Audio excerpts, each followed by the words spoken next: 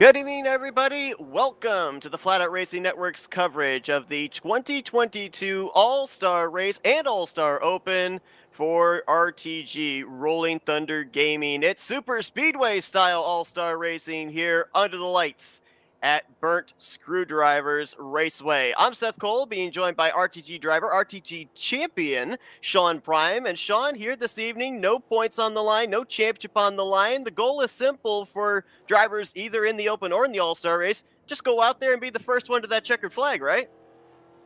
That's all it's about tonight, Seth, and appreciate you having me here. It's no points, no special things. It's win or go home for the most part. And this will be the first year we're doing this event in one night instead of having the Open on one night and then the main event.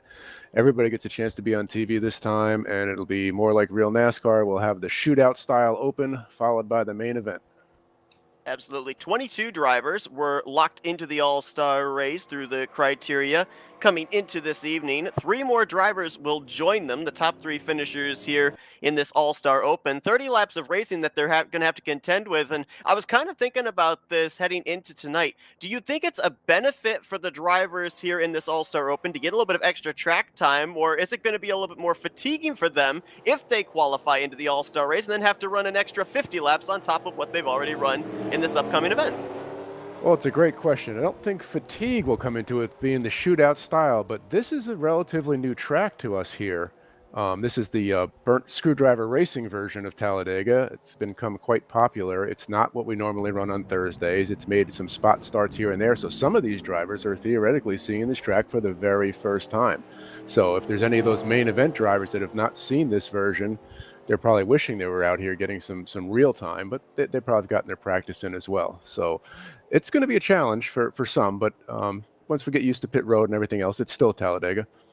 Absolutely. Another thing, though, that you and I were talking about before we came on the air, and you had the observation of the tail end of the season, that great 5-driver championship battle, season 55 of the Tally Challenge wrapping up. Obviously, as people can see, the last time that we brought the Tally Challenge, these drivers were in cup cars. Now they're in trucks, and you were talking about the setup, how much different it is for these drivers. That's going to be something else that some of these drivers that may not have run in the weekly series are going to have to adapt to here this evening. That is true too, and the setup will be running for Thursday nights. I'm not sure if that's the same one here tonight. It probably is, but yeah, back to the old school trucks. They draft really well. They just work exceptionally well on this track. Little old school feel, and we're going to be bringing those back again for upcoming season 56 of the Tally Challenge. So let's talk a little bit of strategy here for these drivers in the open race. Obviously going to be a smaller field than we see in the All-Star race, but it's going to have the same kind of principles as Superspeedway racing. You're going to want to have some friends or some teammates, and who knows, we may even see this come down to who executes a green flag pit stop the best, because we know they can't make it the full 30 laps on a tank of fuel. That's really what it's going to be about. There need to make definitely one pit stop, and depending on whether or not we have incidents or cautions, there could be more. And speaking of incidents, tonight, both events, the Open and the main event, they're what we call one-in-park events. So if somebody's clearly charged with an incident, there's no do-overs. That driver's done for the night. We've got 2 eyes of the skies down on the track, and they'll be trying to call them live. That's not saying we're going to be booting people out, but if there's a clear incident, it's one-in-park this year. So what are we thinking here in terms of strategy in the closing stages? Because as mentioned, the top 3 drivers are going to transfer into the All-Star race. So if you're running in that second position or that third position, are you going to be comfortable to ride and play defense? Or do you want to pass that driver that's ahead of you, going to be the first one at the checkered flag? Because in essence, third place is still a winner. Exactly. Well, you can't pass anybody until you're with somebody. And to be with somebody, you've got to be on the same strategy. And again, depending on if this thing goes caution-free, we'll have one green flag pit stop. Not so hard to communicate with a few of your buddies and try to get in on the same page. We get a caution in the second half of this race. After that one pit stop, it'll be, you got to make sure you're staying out, you're getting fuel, you're getting tires. Everybody's got to be on the same page, because you're going to need at least 3 people doing the same thing to have some headway in this size of a field. And there's something we haven't talked about that I think we really need to. It's going to apply, not only it's already actually applied here for the Open drivers, and it will apply for the All-Star race drivers as well. There's no qualifying. It's lotto queue for these guys. So you have no idea where you're going to be starting in the lineup for both the events here this evening. That just kind of throws a huge monkey wrench, I think, into strategy for some of these guys. Oh, it does, especially with a shorter race, because when we have a big field, it's you and three of your friends are used to qualifying. You kind of know you qualify in the same area or same range on the track. Now, hey, you and I could be racing. You could be third, and I could be 33rd. We're gonna have to find ourselves before we can get down to business if we're that dedicated to working together. This one's gonna be about go with whoever you can get with. It's not going to be a lot of time to wait around for somebody. I'm noticing a lot of names that weren't able to lock themselves into the All-Star race that we've seen in that weekly Tally Challenge series. I kind of feel like this is a opportunity here. Obviously, I'm sure that the All-Star race drivers are watching our broadcast or, watch some of them are the eyes in the sky, as you mentioned here in the server. Maybe going to look at some of these guys in this open race as somebody, hey, I'm going to want to work with him if he transfers into the All-Star race, utilize him as a drafting partner because he's got a fast truck. Oh, there's a full room of guys from the main event sitting there waiting, studying, watching, and seeing how this is going to work out and how the strategy is going to play out because they get their chance next and they're chomping at the bit to do so. We're moments away from these drivers preparing to grid up. Again, going to be 30 laps of racing here in the All-Star Open. We know that the fuel window for these guys somewhere in the realm of 19 to 21 laps, depending on how much you can save on a green flag run. What do you think? Do you think we're going to see pit road come into play, or are these drivers going to be aggressive out of the gate, trying to get themselves up to the front of the field, especially with the fact that it was Lotto Q, and we may not even see that kind of pit strategy come into play? Well, pit road one way or another is definitely going to come into play, whether it be under green or under caution, because mistakes can happen under caution just as well. And you can lose the race on pit road, may not necessarily be able to win it there, but we're going to see. It could be if we see something like we saw in the Talladega Challenge season finale, we're in for a heck of a show. That thing went caution free.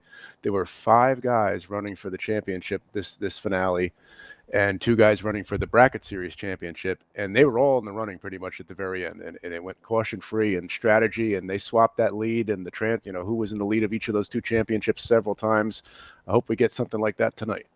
And you're going to be seeing that champion of the last season of the Tally Challenge in the All-Star race, as well as the 2 previous All-Star race winners, as we're going to be giving you a double feature here tonight, the All-Star Open, getting ready to roll off of pit road, and immediately following, we'll be seeing the drivers line up for the 50-lap All-Star race. They're getting set to grid up on pit road. Sean, I'm going to turn it over to you to give us our starting lineup for tonight's feature.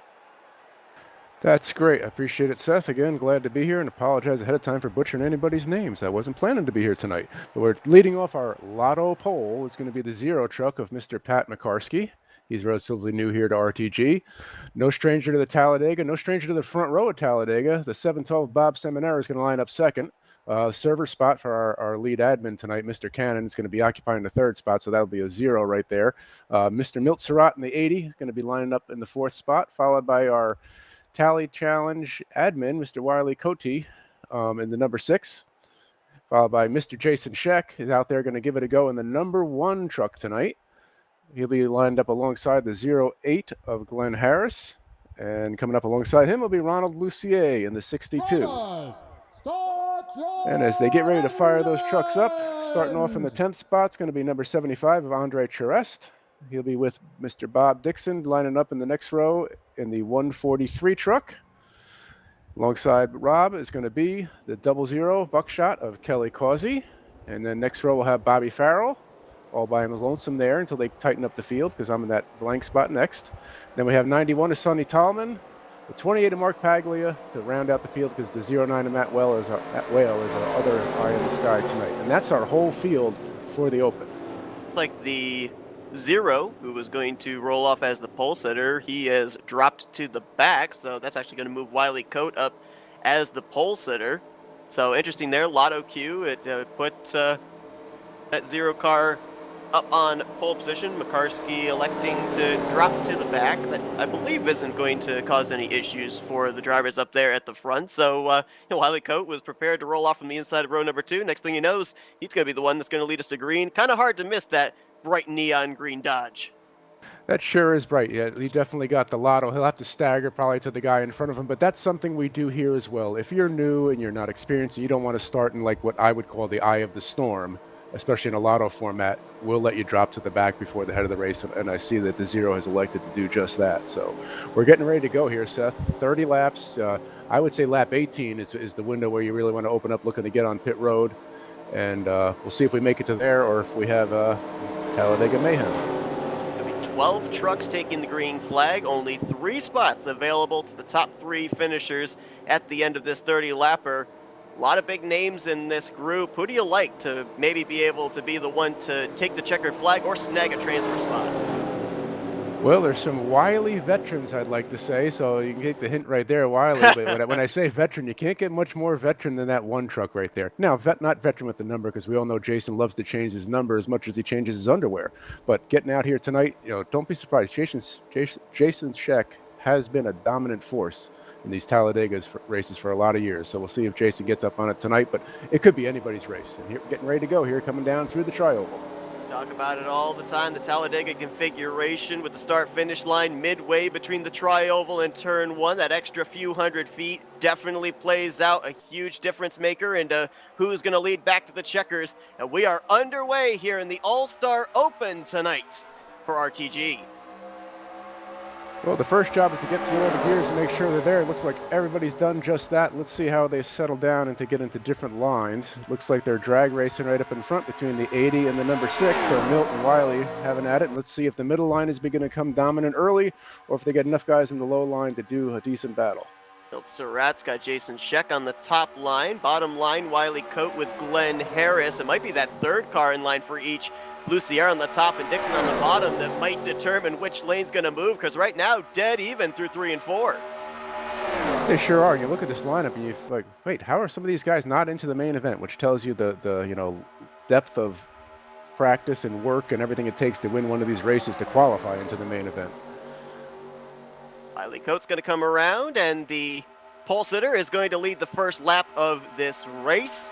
Glenn Harris going to help clear him into turn number 1. And again, remember, folks, that we may end up seeing more of a battle for third place than we do for the race victory, especially in the closing stages, because first, second, and third locks you into the all-star race. Ooh, Wiley Coate, though, a lot of distance between himself and Bob Dixon. They're hooked up on the top. The inverted number is 08 getting pushed by the 80.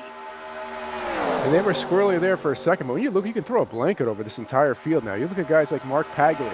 He's in striking range of the lead, and he's running down there in the back row. I mean, these guys have got plenty of time, plenty of patience. You just got to be in one of those top 3 spots when all is said and done. Oh, they're getting really crazy in the side in the tri-oval there. It looks like the 92 and the 143 might have had a little bit of contact.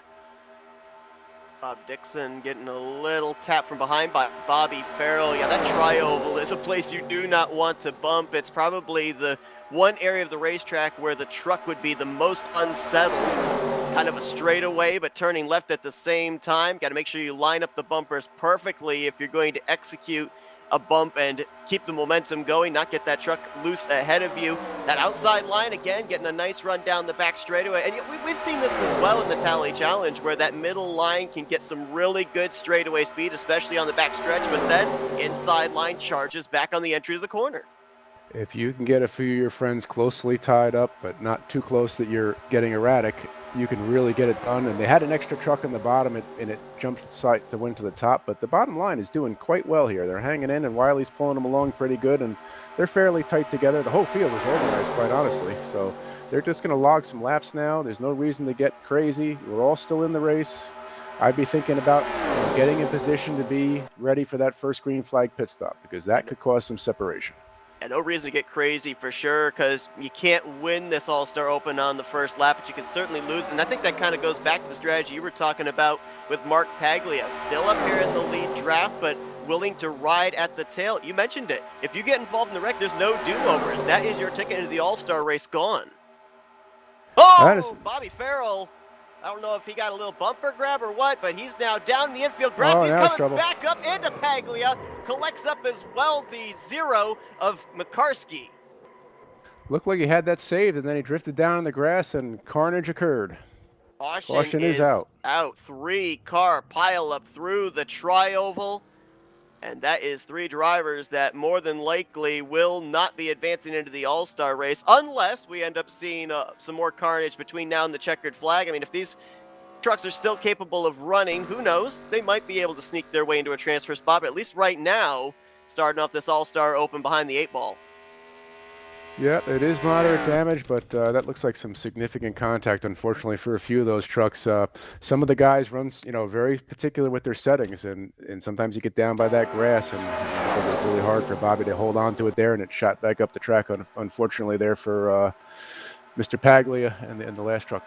It was Sonny Tallman, the 91 that was behind him. I don't know if there was a bad bump or if the 92 just got really loose off the corner, but once you get into that infield grass, it's very difficult to maneuver your truck, and we saw him going up into the 28 of Mark Paglia and nowhere for the zero car to go, or the zero truck to be able to go either. So poor Pat McCarsky put himself at the back to stay out of trouble, and trouble come find him. That's how Talladega works sometimes. And yeah, it looked like Bobby had it all saved, but you're trying to get lined up there for pit road entrance and the grass coming. It just hooked him, and there's probably nothing he could have done about it at that point, unfortunately. Tough break there for three drivers that were hoping to advance into the All-Star race. Still have a chance, but it's going to be a slim one. Caution out for the first time here this evening. So, for those All-Star Open drivers, a chance to kind of sit back, catch your breath, get those early race jitters out. Most of them down pit road here, and looks like they would still have to make a pit stop before the end. So even though Oh, they've come down and they've been able to top off the fuel tank, their job's not done yet. Pit road's not done with them.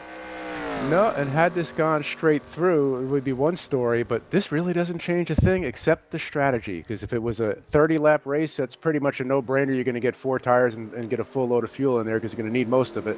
But now you've got an extra 5, 6, 7 laps to play with. So, doing what you do now, I'd make sure that fuel tank's nice and tight. I wouldn't mind getting 4 tires because, again, there's a very small pack. It's going to be very hard to lose the lead draft on these restarts. And to me, that's the name of the game of this race. If there's a green flag pit stop, only thing I need to worry about is to be in that lead draft when I come out. Don't have to be first, don't have to be ninth. Just got to be in that lead draft. Looks like Wiley Coate won the battle off of pit road. Milt Surratt in second. Jason Scheck in third. Drivers will be having double file restarts, so we ended up seeing that the 6 was getting a lot of help from Bob Dixon. Dixon has kind of faded back. Looks like he's around 8 for the restart. Milt Surratt was helping and getting help from Glenn Harris. He's kind of lost his drafting partner as Harris is quite a ways back outside of the top 5. So you got to find some new dancing partners, it looks like, here for the upcoming restart. Yep, looks like some different strategies playing out on pit road too. Some guys just topping off the fuel cell. These guys are Talladega pros. They know, well, 5 laps in, but their end math has to be a little different this time around. But tires probably do not wear that well. But again, a newer version of Talladega. How many of these guys have done a full fuel run under real conditions, on this track to see how is the tire wear? How does the fall off there? Do you want to get 2 tires? Do you want to get 4 tires? Or can you just ride it out? Looks like Wiley's elected to get fuel only at the lead. And we had quite a number of drivers come down pit road there under the second lap of caution to top off the fuel tank. So they are of the assumption, at least right now, looks like they're preparing for it to possibly go green to the finish, which of course would mean then they could come down and take on less fuel than the rest of the other drivers that did not come down just moments ago. Exactly my point. The calculators are already burning up even though it's relatively early in what is still a short race. You're all about, if my partner's now got to be on the same strategy. Hey, I can get in a can to the end here. Got to make sure my friends are a can. But that bit of topping off makes all the bit of difference. And now Wiley topped off, but he'll be leading. He'll be using more fuel at the front. So all those things are coming into play. It seems like it's just going around, but there's so much strategy involved in making the right move, and you have to make the right move with friends.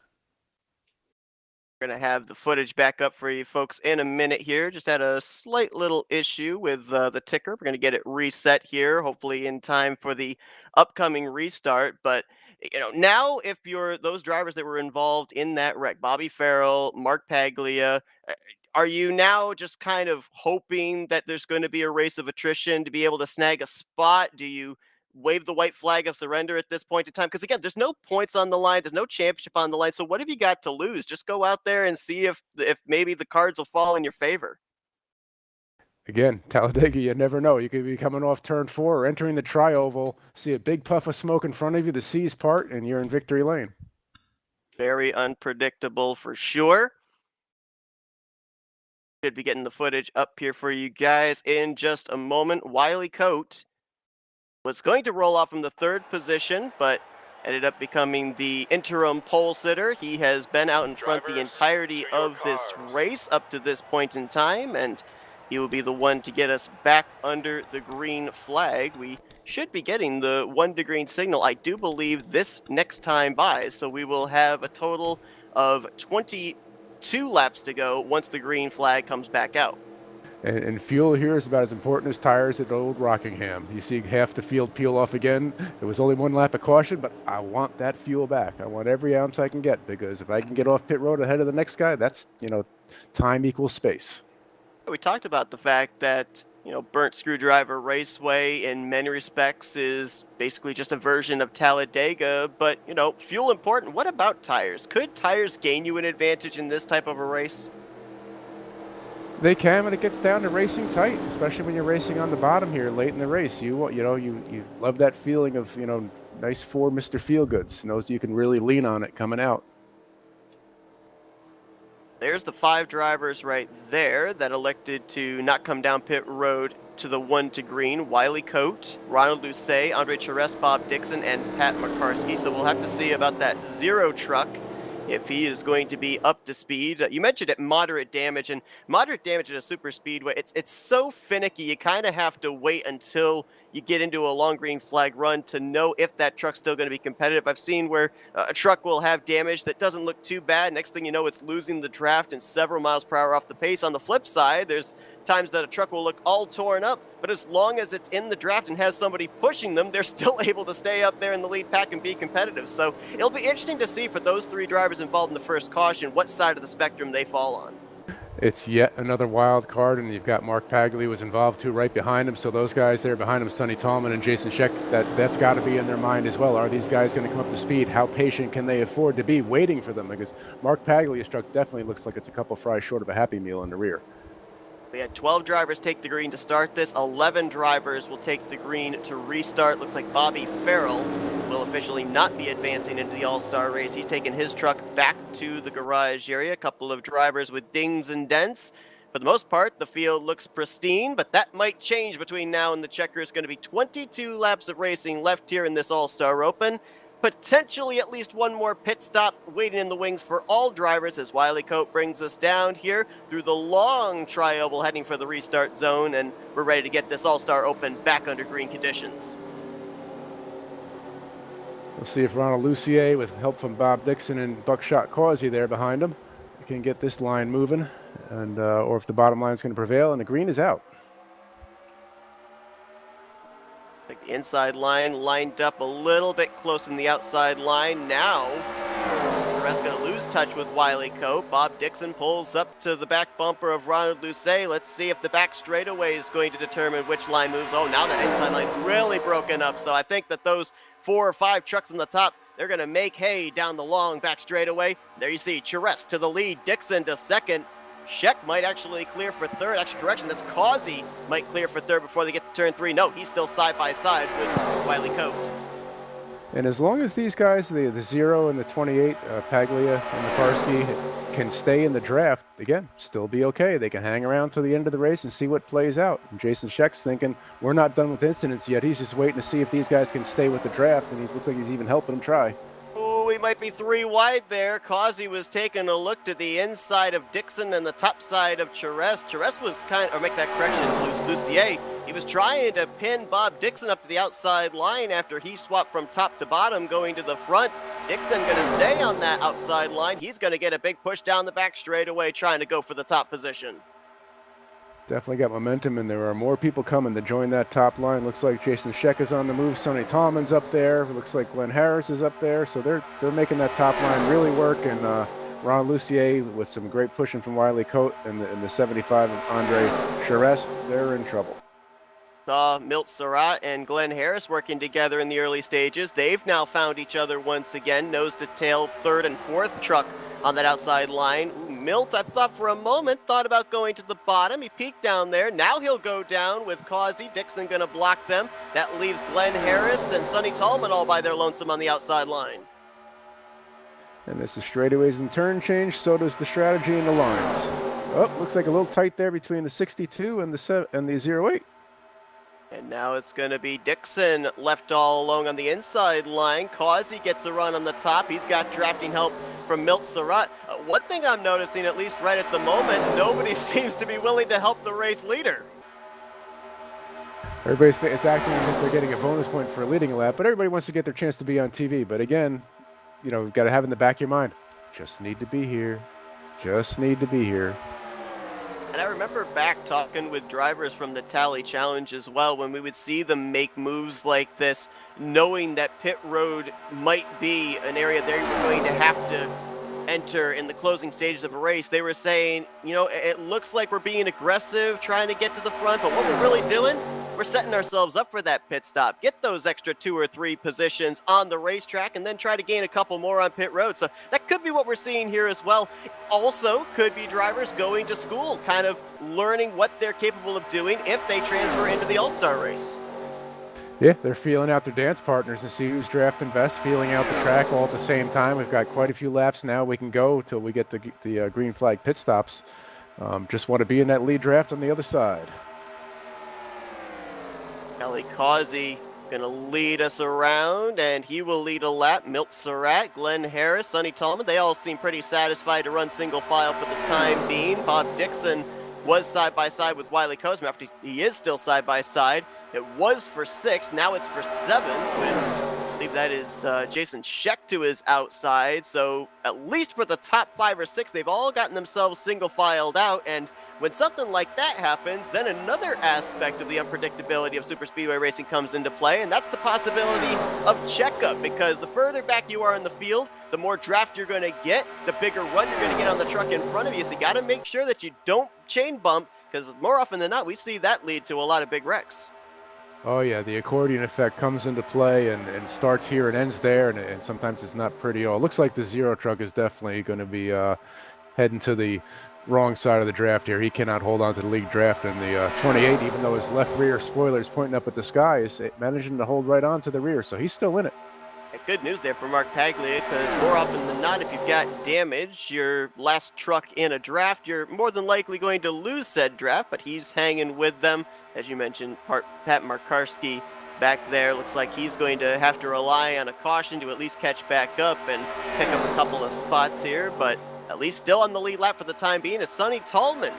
Ducks out of line to the inside of Glenn Harris, but looks like he was the only one that wanted to try the bottom line. Now he's getting caught out. As to the top side goes Ronald Lucet, and he's bringing Wiley Coate along with him. Wiley Coate, we saw leading the first 10 or so laps of this race. Now he finds himself outside of a transfer spot back in 6th, so kind of have to reassess the strategy.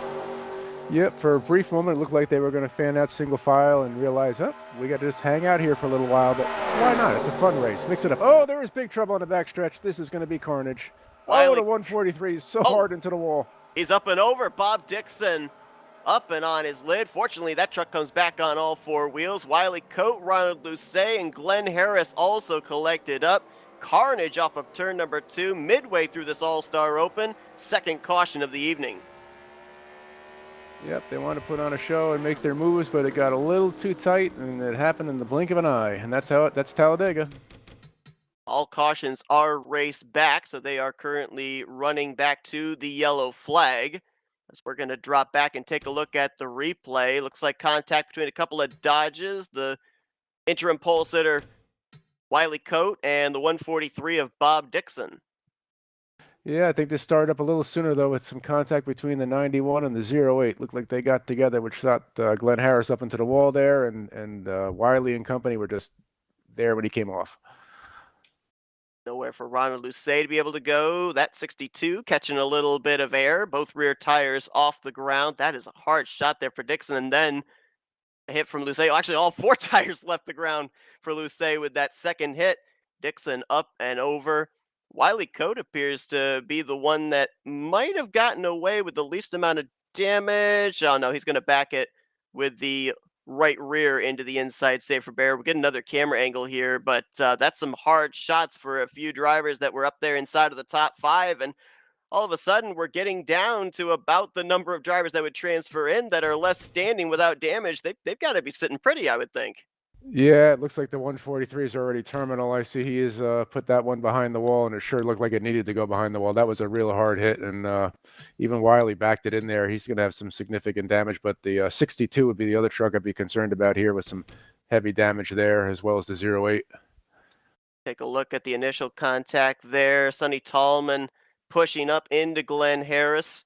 Tallman was able to drive away. Oh, Ronald Lucey almost got through, kind of got bumper grabbed with the front end of his Chevrolet into the rear deck lid of Glenn Harris. That is a shot for Bob Dixon straight on into that inside wall. And then is that Andre Charest in the 75, utilizing every bit of that lower apron area to avoid the spinning Wiley Coat. Yeah, he definitely did enough time to get it woe down and react, and pit road is very busy. This would put them, yeah, they'd be in the fuel window now to be able to make it the rest of the way. So, we were talking about pit road playing a factor. Looks like, at least for the time being, though, it will be a bit of a moot point here in the closing stages of this All-Star Open. You had everybody on the lead lap, so nobody needed to get the lucky dog. A little bit of a break there as well for that zero of Makarski. I'll tell you what, he may have lost the draft, but with now seeing more trucks damaged and off the pace, it's still a little glimmer of hope still for him to maybe transfer into the All-Star race. And the pit crew can probably take the night off unless we have other accidents, because these vehicles can now make it to the end and they could race it up from here as much as they want. They don't need to worry about getting in position for green flag pit stops, because there won't be any more green flag pit stops. I mentioned the fact that there's only a limited number of drivers now in the field that haven't been collected in the two incidents here tonight. Those drivers would include Milt Surratt, Kelly Causey, Jason Scheck, Andre Charest. I believe everybody else has been involved in an incident in one way or another. Sonny Tallman in the garage area, I believe you mentioned this as well in pre-race, puts a lot of pressure on these drivers, not only open, but also in the All-Star race. You cause an incident, you're done for the night. So an encouragement to not only race aggressively to get to the front, but race clean, because you don't want to put yourself in jeopardy where you're going to take yourself out of this thing with an errant move. Yeah, nobody wants to be the guy taking out somebody else. It's just the nature of this racing. You see it happen time and time again, and eventually everybody's, not immune to it. But yeah, you don't want to go home. It is a checkers and wreckers kind of night, but not now. Pat Makarski looks like he might be the one to lead us back to green. We should, I believe, get the 1 to green signal here with the lights out atop the pace truck. And Mark Paglia would line up to the outside. Milt Surratt would be third, fourth Kelly Causey, and fifth would be Jason Scheck. Andre Charest in seventh, Wiley Coat in eighth, Ronald Lucey in ninth, and then Glenn Harris would complete the rest of this field remaining. Sonny Tallman, as we mentioned, back in the garage, Bob Dixon in the garage area, along with Bobby Farrell. We started with 12, we're down to 9, and only a handful appear to be completely up to speed and in pristine condition. We actually have one more lap of pacing here for these drivers to be able to think about their next moves. Now, mention those drivers that are not damaged, are fully up to speed that we know of. Are they looking for each other now to maybe work together and try and be those top 3 crossing the line for the checkered flag? I absolutely would be, because here you could find your dance partner to ride with to the very end of the race if the yellow flag doesn't come out again. Interestingly enough, the 2 most heavily damaged vehicles still in the race from the first incident are occupying the front row right now if they don't go in the top off this time by. So that could cause a little bit of a checkup if they don't get up to full speed on the restart. Following somebody is one thing. We saw the 28 survive doing that during that last run. The 0 could not. But trying to pull the draft yourself, maybe not so much.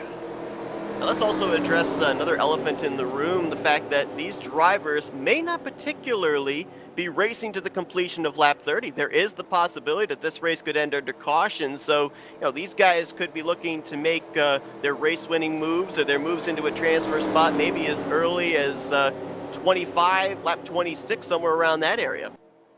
Yep, I'd be looking to see who we line up with, hopefully with less damage here, and just remind those people, doesn't matter if you finish first or I finish first or second or third, they all count the same in this one. So we should get the 1 degree signal this next time by. You're watching the Rolling Thunder Gaming 2022 All-Star Race Open. 3 drivers preparing to qualify their way into the upcoming All-Star Race. That coverage will be coming immediately following the conclusion of this event. And also some really cool news as well. Coming back here on the Flatout Racing Network, we're going to be having the 56th season of the Tally Challenge, and obviously a lot has gone on in between the last season that we broadcasted and the upcoming season. I know that obviously, Sean, you've been a part of it, and a lot of new faces popping in and making the competition even fiercer. Looking forward to that upcoming season for sure. As am I. I'm happy to be on here joining you. Hopefully it'll not bore you guys to death, but it's been a long time since I've been able to free up Thursday nights, and I wanted to run the Tally Challenge again, but they wrote me into this deal, so we'll make some fun of it, hopefully. But it's going to be exciting. It's just a great group of drivers, you know. You'll see some of the stalwart veteran names there, sprinkled with the new names that come and go, but they all combine to make amazing racing. Like I said, the season finale ran caution-free, and, you know, Donnie, all the usual suspects, and Joe and Josh Metallic prevailed at the end of the night, but they were all there. I mean, they were Rodney Sullins. They were all there within striking range. And we're going to be seeing a lot of those names in the upcoming All-Star Race field, as well as we are getting ready to figure out who the final 3 entrants will be into the All-Star Race event. Kind of an interesting thought that I was just pondering is there's every possibility that a driver here today could get that 3rd and final ticket into the All-Star Race, and based off of the Lotto Q rules that they have, could end up being our pole sitter for the All-Star Race. So, I mean, talk about going from rags to riches kind of scenario. It could very well happen. This is going to be an interesting restart. Again, you just don't want to get separated. And with only 9 trucks running, it's going to be very hard for these guys to get separated, except for the guys that are seriously down on horses. But you want to be, you know, lined up with the line that's moving right now, at least be in that top half, just to ride it through, because theoretically we could be within 10 to go now if the caution comes out before the end of the race. So it's going to be the 0 of Pat McCarskey leading us down through the tri-oval for this upcoming restart. 9 drivers left in the running for the final 3 spots into the All-Star Race. Green flag going to fly potentially for the final time here tonight. We'll wait and see as up through the gears goes McCarskey. Paglia caught napping a little bit there. He is going to be able to tuck down in line in 2nd place. Milt Surratt and Kelly Causey, watch those 2. We know they're up to speed and still in pristine condition. Let's see if they can hook up. Looks like some guys are patient. Again, you just want to make sure you're in sight of this draft and there's no rush, and see if we get organized and see how it's going to shake out. Right now, the 28 with his damage is pacing the field, and he's getting a heck of a push from Milt Surratt. We saw that he was up to speed at the tail end of the lead pack just prior to the last caution, so he, at the moment, appears to have a truck fast enough to lead a pack as well. Milt Surratt seems content to ride behind him. Causey in 3rd. Jason Scheck now up there into the 4th position with Andre Charest in 5th. Got about 7 trucks, it looks like right now, that are up to speed with a shot of winning this thing. Not certain. Looked like that 62 of Lucet might be losing ground in that lead draft. Yeah, Ronald and Pat McCarskey look like they might be in trouble with Pat again. He's drifted right through the field. Looks like he's going to lose the draft again. Keep an eye on the 6 and the 1 there. I mean, Jason and Wiley are been used to racing around each other for so many years. If Wiley's truck's still in good shape, they're getting hooked up, and one more person gets going with them with an undamaged truck, and you can watch them rocket to the front here at the end.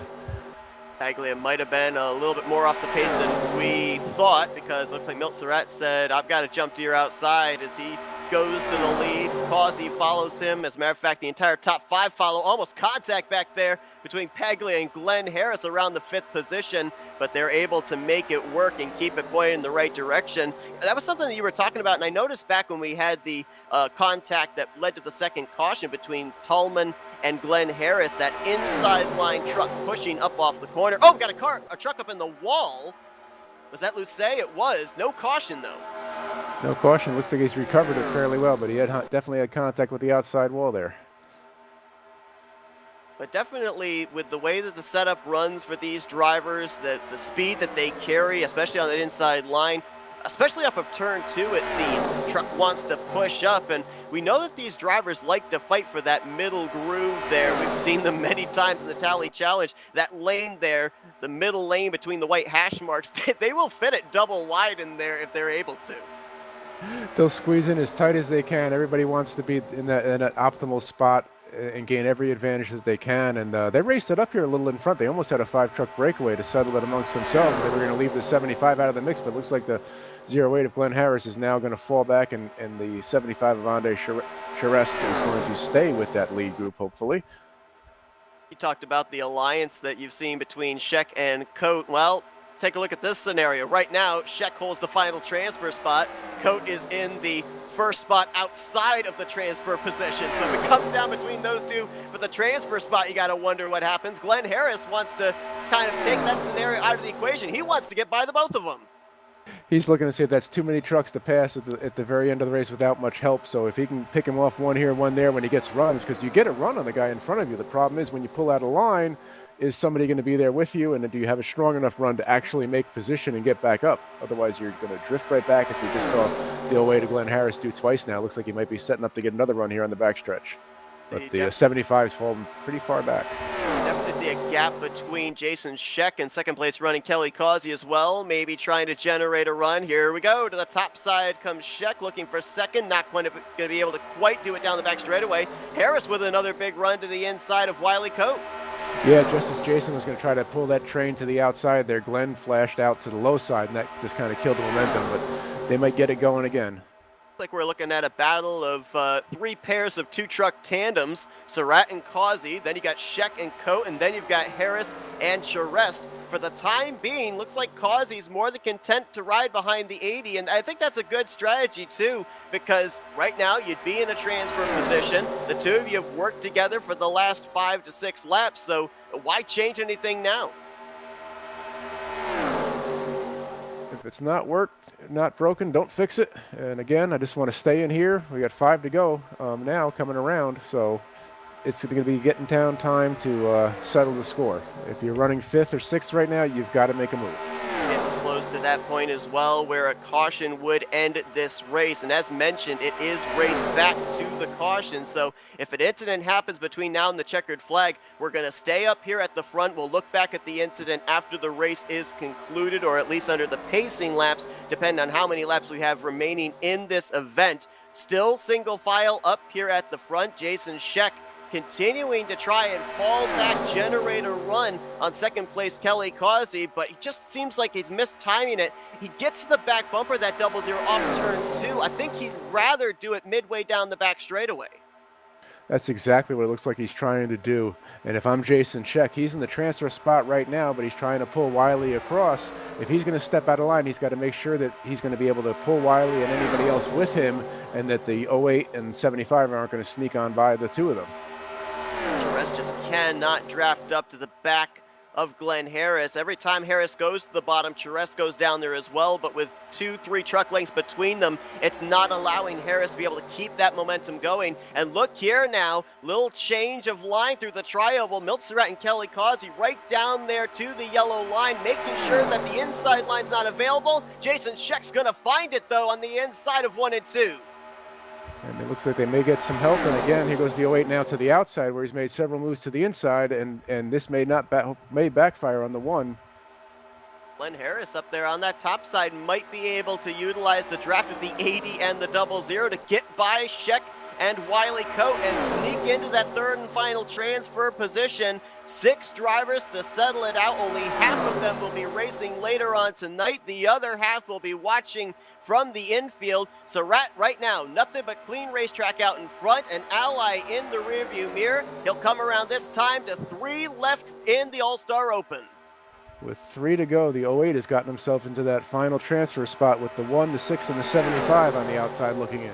And now I think you're going to see those three all line up and work together, because we saw Glenn Harris and Milt Surratt. They were teamed up in the early stages of this race. So now it comes down to Jason Scheck and Wiley Coate to generate something, but they're outnumbered 3 trucks ahead, and they are only 2. The 75 of Andre Charest, I'm not sure how much help he can be to them, as he appears to be a little bit off the pace. This time by, it will be 2 laps to go, and it looks like for the time being, we've got our top 3 to advance. But again, it's Talladega. It's Superspeedway type racing. Anything can still happen between now and the checkered flag. Don't count out the one of Jason Scheck. He's already making his move here. Top side. Wiley and Jason are pushing hard on the outside. This is going to be an interesting lap. He's only got to pass 1 truck, too. He's only got to get around Glenn Harris. He doesn't have to worry about getting up to Causey or getting up to Milt Surratt. Just 1 position stands between Scheck and advancing into that all-star race. Not going to be able to get the run this time down the back straightaway, but this is a 2.66-mile superspeedway. A lot of time still to be able to plan your move, and still going to be 1 to go when we come around this next time. The way the top 3 are hooked up right now, it's going to be a very tall order. They need that 75. I don't know if he's got damage or not. Nothing visible, but he's not able to pull up to the back of them unless they're way off the pace. If they don't get that extra help, I don't know if they're going to be able to make an advance here, but we're coming down to the white flag, Seth.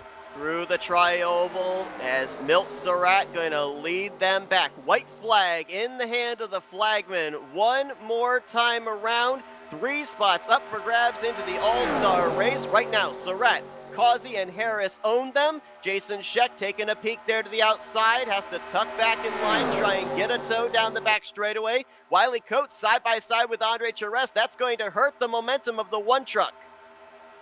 Yeah, the 75 was able to pull up alongside them when they tried to break out there, and that has definitely broken 6 of Wiley Coate off the back of the draft. And with the long tri-oval, I don't know if there's going to be enough time to get there. Jason's ready to make his move if they do. Got to be careful if you're these top 3 not to make an errant bump, because that could cost you. Scheck jumps to the outside of Glenn Harris. He's got to run. We could have a photo finish here for the 3rd and final transfer spot, as Milt Surratt's going to lead them back to the checkered flag. He transfers in with the victory. Causey in 2nd, and Glenn Harris will indeed capture the 3rd and final spot into the upcoming All-Star race.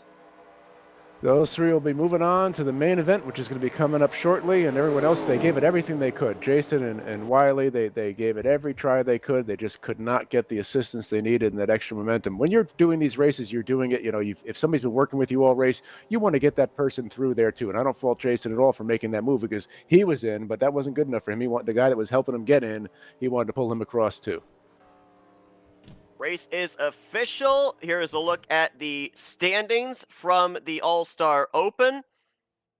And Milt Surratt, Kelly Causey, 2 of the drivers, they were able to avoid the carnage in this race. The first caution in the early stages, the second caution at the midway point, able to capture the first 2 spots. Glenn Harris, we saw him involved in that midway caution, but was able to bounce back to finish in 3rd position. So those are the 3 drivers that you will see in just a few moments taking part in the 2022 All-Star race for RTG. And Jason Scheck, Wiley Coate, they're going to have to try again next year.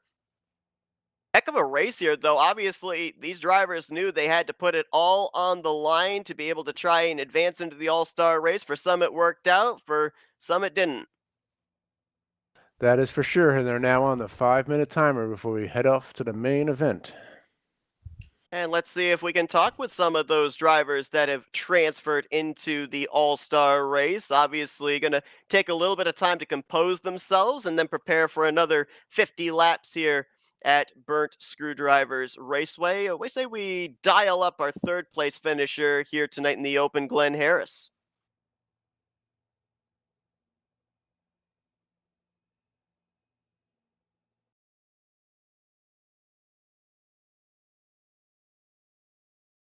Oh, we're going to see if we can get him here.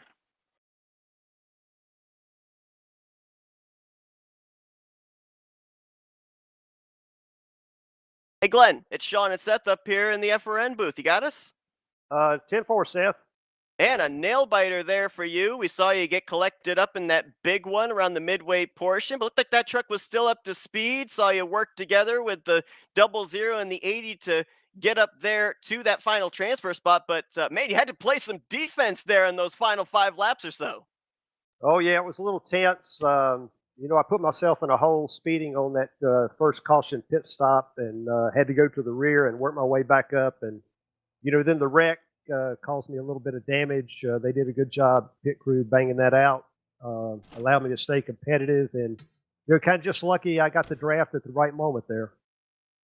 Hey Rodney, it's Sean. I saw you getting involved in that incident, but once we got going again on that final run, you were not content there riding in fifth or sixth. You wanted to keep trying every run you got. You were taking it to the inside, and then you finally took it to the outside, and you fought and got yourself up into there into that transfer spot. It was a job well done, sir.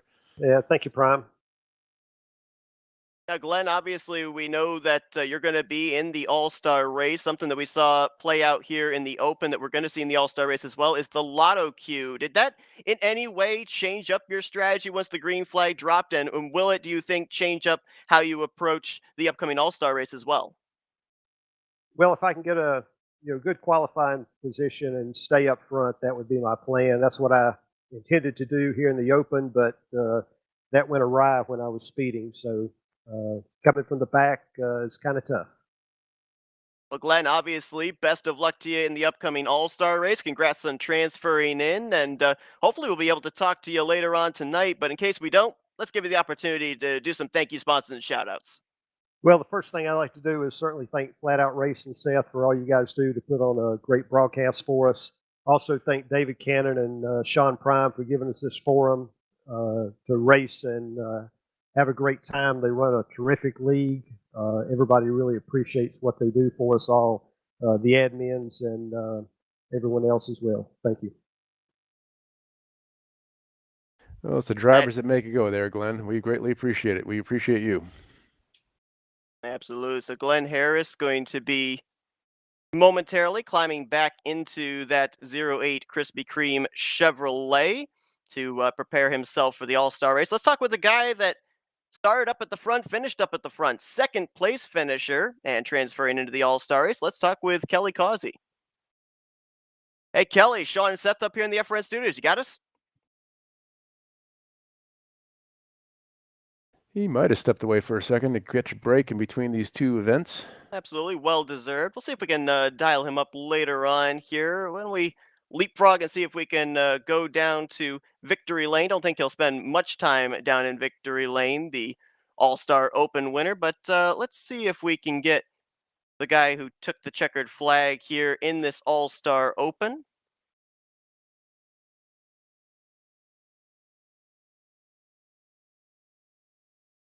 I believe we've got him now. Let's talk with Milt Surratt. Hey, Milt, Sean, and Seth up here in the FRN booth. You got us? Yes, I do. I'll tell you what, man, great run for you here this evening. Looked like that was a really strong truck. You pick up a checkered flag in the All-Star Open. Can you make it 2 for 2 here tonight, now locked into the All-Star race? Well, I certainly hope so, but there's a lot of people in the field. Well, you sure got on that final restart, Milt. You saw your spot and you picked it up, and off you went, and you had good help, great pushers, which kept you out front, and you just could focus on getting to the end. Were you counting the laps down in your mind? 3 to go, 4 to go? Counting them and shaking like a leaf, but I had a good pusher behind me with Kelly. You sure did, you. Oh, go ahead, Sean. No, I was just gonna say you sure did. You had a great top 3 pushing, and it was a heck of a battle going on behind you. I don't know if you saw that at all through your mirrors, but you'll get to watch the replay. They were working on it. Yes, I did catch a few things in the mirrors. Obviously, we've been talking about this, the Lotto Queue for the Open and the upcoming Lotto Queue for the All-Star race, but you got the opportunity to go out there and turn 30 circuits at Burnt Screwdriver Raceway. What'd you learn out there that you can now apply for the upcoming All-Star race, do you think? Fuel mileage. Going to be interesting to see how that plays out for sure. Well, Milt, congratulations on transferring into the All-Star race. Going to be fun to watch you try and pilot that 80 truck back up to the front here in this main event feature. And now we're going to give you the opportunity for some Victory Lane thank you sponsors and shout-outs. I guess I'll say my truck main sponsor, True Value Hardware. Milt Surratt, he's got one of the jobs done here tonight. He's locked himself into the All-Star race with the victory in the Open. Congratulations once again, and who knows, maybe we'll get to talk to you later on tonight as well. Thanks, gentlemen. Good luck to you there, Milt. All right, so we're going to try and see if we can get Kelly Causey in a few moments, but we also have a special interview here tonight. A driver that you will not see in the field is going to be the 38 of Rodney Sullins because, as we know, NASCAR this week is down at Talladega Superspeedway, and we're going to actually have a special interview with said Rodney Sullins, who is currently in Talladega, Alabama. So let's talk with him right now. Hey, Rodney, it's Sean and Seth up here in the FRN booth. You got us? What's happening, guys? How y'all doing tonight? Doing good. Well, man, I mean, obviously, you're going to be enjoying a fabulous race weekend later on this week at Talladega Superspeedway. But here tonight, we got our own version of Talladega at BSR. I mean, obviously, a good race going on for these drivers in the open. Kind of feels like the anticipation is ramping up as we get ready for this All-Star race as well, right? Oh yeah, I tried to catch a little bit of that a while ago here in the great state of Alabama watching this, and it looked like a good race. I seen Ronald looked like he got tore up a little bit. He was actually running my paint scheme with his numbers on it tonight, but it looks like a lot of fun. I hate I'm not there. I hate I'm going to miss the main event too. Well, Rodney, it was definitely missed here tonight, but what a great, cool reason for you to not be here, sir. If anyone doesn't know, Rodney is a painter extraordinaire of vehicles. I'm honored to have one of his rides to drive around in, and his hard work has been noticed by many other people. And would you like to tell us, Rodney, why you're not here tonight, sir? Sure, I'll be glad to. About a year or so ago, I had a guy contact me. He used to be in racing with Frank Cicci Motorsports, and he was looking for a guy to paint some cars for him to try to lure some sponsorship. I told him, sure. I painted a few vehicles. Well, lo and behold, Habana Brisa, who is a sun care product company of Ron Rice, who used to own Hawaiian Tropic, they bit. And they liked one of the screens. They've approved the sponsorship, and that car will be racing Saturday in the Xfinity Series at Talladega with the number 4 Bailey Curry from JD Motorsports car. And we know that at the super speedways, a lot of times the more underfunded teams or the teams that you don't necessarily see at the forefront of your screen always have a shot at winning. I mean, obviously that would be a tremendous thing, I think, for you if that car were to be able to go to victory lane. But I mean, I've been to tracks before as well. Never been to a super speedway though. But I mean, what's it like not only as a fan to be there, but knowing that you're playing a part as well into a race car driver's career? I've been to a few Talladega races in my time, but I've always been in the grandstands watching. My family went for 10 or 15 years straight to the fall race. But now I'm going to be in the garage area behind pit wall. I was told I was going to be up on the pit box at some point during the race. And the excitement for that, I don't even know how to explain it. I don't even know where to start. I mean, I got no words, man. I'm just speechless. I'm so excited. Looking forward to it.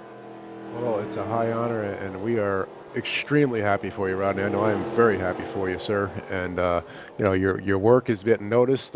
Like I subscribe, like millions of people do and fans do, to J-Ski, very popular NASCAR site with all the paint schemes. I mean, your paint work came in my email, and it wasn't you to me. It was actually from J-Ski, to show off that job that you did, and that was just really cool, Rodney. And I wish you all the best out there. Man, I appreciate it. I kept looking at J-Ski every day this week. They told me it was going to be Wednesday, but I started on Monday anyway, looking just trying to see when it was going to show up. And then when I hit that refresh and bam, there it was. Oh man, it's pretty cool to have something you did run around the track, and I'm so excited about it. And I can tell the guys there at Rolling Thunder, you guys have been excited for me, and I appreciate that. It makes me feel good that I've got friends there that truly care about this opportunity that I've been given. And I really appreciate you guys. And thank you. I'm looking forward to it. And I do have one question. This BSR track that you guys are running tonight, that's mine and John Godfrey's little creation. What do you think about it? How's the racing been? Well, we wanted to throw out props, but we weren't sure if you wanted us to, so I'm glad you opened that door. It's been great. The first race was great. It makes all new questions is, how are the tire wear going to be? Is it going to be the same? How's everything going to hold up? But the visual cues in pit road, everything is beautiful, sir.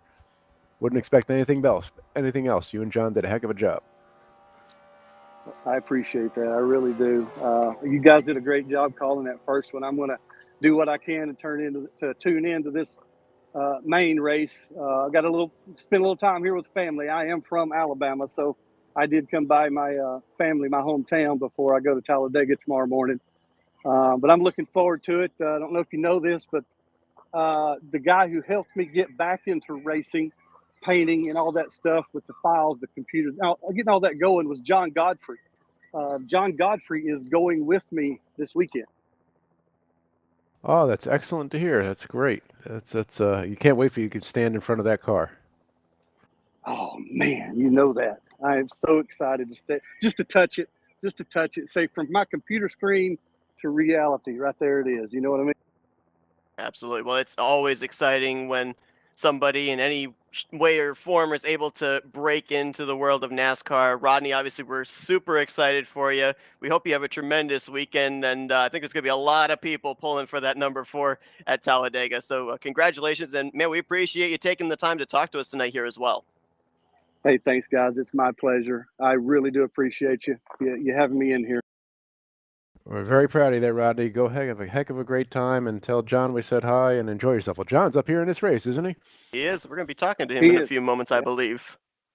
There we go. So that's a double bonus. But Good Rodney, deal, guys. Good luck. Have a good night.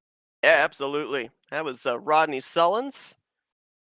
He's got important things to do down in Talladega this week, and we will be talking with John Godfrey in just a moment as well. We're going to see if we can dial up the runner-up finisher here from the Open, Kelly Causey. Hey, Kelly, it's Sean and Seth up here in the FRM booth. You got us? Yeah, sure do.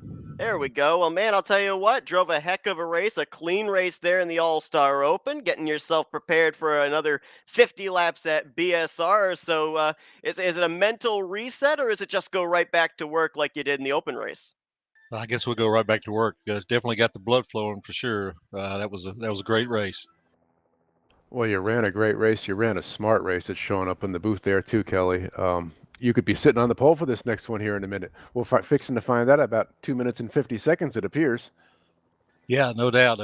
It was. I worked with Milt there. Milt made a commitment to me, and so there at the end, I decided I better return the favor. But yeah, we tried to stay together, and they did a good job. Yep, you were definitely in the right spot sitting there in second place during that whole last run, knowing there was no need. You just had to watch your mirror and try to keep Milt out front there and ride along to the promised land. And it was a job well done. So let's hope a little bit of a bigger field. And but your strategy, and now you've gotten a good taste of it. So you're going to have a good run, I think. Yeah, we're excited about it. I think it's going to be an exciting race. There's a bunch of great guys that are in this group, and they're a bunch of excellent racers, and I'm just happy to be a part of it. Well, tremendous run for you, Kelly. We hope you can follow it up here, maybe be able to pick up a victory here in the All-Star race. Hopefully we'll get to talk to you after this one is said and done. But in case we don't, let's turn the mic over to you, give you the opportunity for some thank you sponsors and shout-outs. Thank you to my sponsor, Cobra Kai, and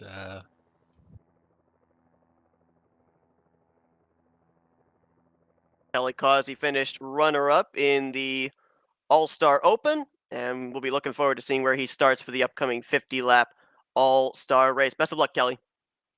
thank you. All right, mentioned that we were going to be talking in just a few moments with John Godfrey. Obviously, as we heard, one of the drivers that had a hand into designing the racetrack that's hosting the All-Star Open and the All-Star race here tonight, but also the defending winner of this race back in 2021. So let's see if we can dial him up and see what his plans are of maybe seeing if he can go to victory lane in back-to-back years. Hey, John, it's Sean and Seth up here in the FRM booth. You got us? I do, sir. How are you? Well, man, I'm doing great. I mean, obviously, coming into this race, I'd have to think there's a little bit of nerves knowing that you're the defending winner of this All-Star race. So we've got a couple of curveballs that have been thrown into the mix. This new track that yourself and Rodney have designed, a little bit different with how we've seen the trucks handle as opposed to Talladega. And then also the fact that it's lotto cues. So with taking all of that in, Do you have a strategy, or is it play it by ear in this 50 lapper? Well, it's a little shorter than we're used to running, Seth. So yeah, we're gonna play it by ear here and see how things sort out. It's great to be starting up front. Honestly, I think I'd have nerves any way you cut it, whether I'm the defending champion or not. Hey, John, it's Sean here as well. Looks like you're rolling off from the 7th spot from this thing, which will actually be the 5th spot because the front row appears to be yours truly and Mr. David Cannon. How did they work that one out? And neither of us will be there on the grid. So we are marveling with Rodney, who was just up here, about this impressive track that you guys built. And I got to say, hats off. It's an impressive facility. It looks like it's racing really well as too, sir. Well, thank you, Sean. It's based off of the RTG Talladega, so we had a great foundation to work with. Glad everybody enjoys how it races. It's a lot of fun. Well, John, obviously we're looking forward to seeing you take the green flag, see if you can double down and find victory lane for a second straight season. Best of luck to you. Well, thank you, guys. Hope you enjoy the race. We hope you have a great one, sir. Be around at the end, and you'll be in it to win it. Thank you. Absolutely. We've got a little bit of time here. Drivers continuing to find where their pit stalls are. As you mentioned, Sean, the lotto queue is in. We now know where drivers are going to line up. What do you think? The two previous All-Star race winners get locked into this All-Star race. You want to talk to the guy that won this thing back in 2020 as well, Joe DeSpirito? Joe's no stranger to victory lane. Let's talk to him. All right. Hey, Joe, it's Sean and Seth up here in the FRN booth. You got us? Yo, hey guys, how you doing? Well, man, you've had 5 Superspeedway victories that lock you into this All-Star race. Also won this event back in 2020. We know you're no stranger to finding victory lane at the Superspeedway configuration, so packed field here tonight. What's the strategy to get this 24 to the checkered flag? Strategy is basically have 3 clean pit stops, man. That's what it's going to be. I feel like it may be a green flag pit stop race. All the pits are probably going to be green flag, so you got to have clean ones, and that's what it's going to come down to. Got to stay in the draft, have clean pit stops, and that'll get you to the end. It looks like you'll be rolling out from spot 20 tonight, sir, and certainly you're no stranger to getting through the field, and I've worked with you in these last few races messing around. Got to be there at the end, so waiting for that first pit stop. Could it go caution-free like we did Thursday night? If I were to bet, I would say it's probably going to have either caution-free or just one caution or so. It's not a huge field, so we may get to see some single file action for a little while here until we get to the end, and that might make it a green flag race all the way through. So yeah, you just got to survive, man. We'll have to see, because as you know, tonight there's no points. Only one position pays, not 3 like the Open, where there was a 9-car field at the end and 3 of them make it, and as long as you were in the lead draft, you were in contention. Here it could get broken up a little bit, especially if we get around to green flag pit stops and only that very first spot makes it at the end. I agree, 100%. Joe, best of luck to you here tonight. Hopefully we'll get to talk to you later on this evening. Pretty certain we're going to see that 24 up in the forefront of our screens for a good portion of this one. So best of luck to you. I'll be trying real hard, man. Thanks, guys. Hope to We'll see you certainly later. be looking for you, sir. Appreciate Have a safe one. Thanks, you too. All right, these drivers are moments away from gridding up for tonight's 50 lapper. And I love the point you brought up there, Sean. You know, this is not a points paying race. There's no championship on the line. The mentality of how drivers approach this super speedway race could be entirely different to what we see weekly on Thursday nights. Yeah, and we like to run these special events in the off season. We pretty much have one each off season between the Superspeedway All-Star Race, the Speedway All-Star Race, which will be coming up after season 56, and then in the winter break we have our annual holiday race. And those are all, you know, non-points paying events. They're fun nights for the guys. It's a pleasure to get the broadcast element in here so they can show their friends and family what they're doing out there. But at the end of the day, there's no friends when the last few laps are coming. If you've been working with a guy all night, you know, it's great you push him to second, but, you know, you want to get to the win if you can, you know. So I don't think there's maybe wholesale dumping out of here, but we should see some serious action when it comes down to the closing laps. Now, not only do drivers who win in that weekly Thursday Tally Challenge series get locked into the field, but any of the other series as well, Superspeedway wins will count towards advancing into this all-star race. And there's a lot of drivers. We talked about Joe DeSpirito, certainly no stranger to victory lane, but there's a lot of other guys you got to keep an eye on as well that had multiple wins to lock themselves into this field. Nofsker with 4 victories. Dante Ricky had 4 victories. Jeremy Jeffrey with 5. Chuck McClure had 9. I mean, these are some guys that we got to keep an eye on here that are certainly going to be, I think, up at the front for a good portion of this race and could very well be the driver to reach that checkered flag first at the end of the night. Oh, for sure. It is. If you saw by the caliber of drivers that were in the open, just to get in this race itself, forget multiple wins, it's just a huge accomplishment. Like the field is gridding up here on pit road, and we are moments away from getting ready to go green in tonight's 50-lap main event feature. Sean, I'm going to turn it over to you again to give us our starting lineup for tonight's all-star race for the 2022 season. Well, if you see an extra blank out there, it worked out perfectly because yours truly and Mr. David Cannon got assigned the lotto for the front row, and neither of us are in the race, being the admin and me being here with you, sir. So we're going to start it off with our pole sitter, number 39, your Tally Challenge champion, Josh Metallic. I'm sure there's a lot of good ribbon going on about that one. He's going to be lined up alongside no stranger to Talladega either, Dante Ricky, rolling off in the number 84. And then right behind them in the second row, we're going to have another 17 of Chuck McClure and the 43 of DMAR, Richard Martin. Right behind him, the John Godfrey, who we just spoke to there in the 7-Eleven ride. And he'll have, looks like it'll be Glenn Harris pulling up to his outside because the admin spot is there. And then that's going to be followed by Jessica Shelton coming in with Bernie Mobbs and the new number 31 tonight. So we'll be looking for Bernie coming in the 31 truck instead of his usual 90 tonight. That's his new number going into season 56. Lined up in the next row alongside Bernie, we'll have the 27 of Andre Mangione.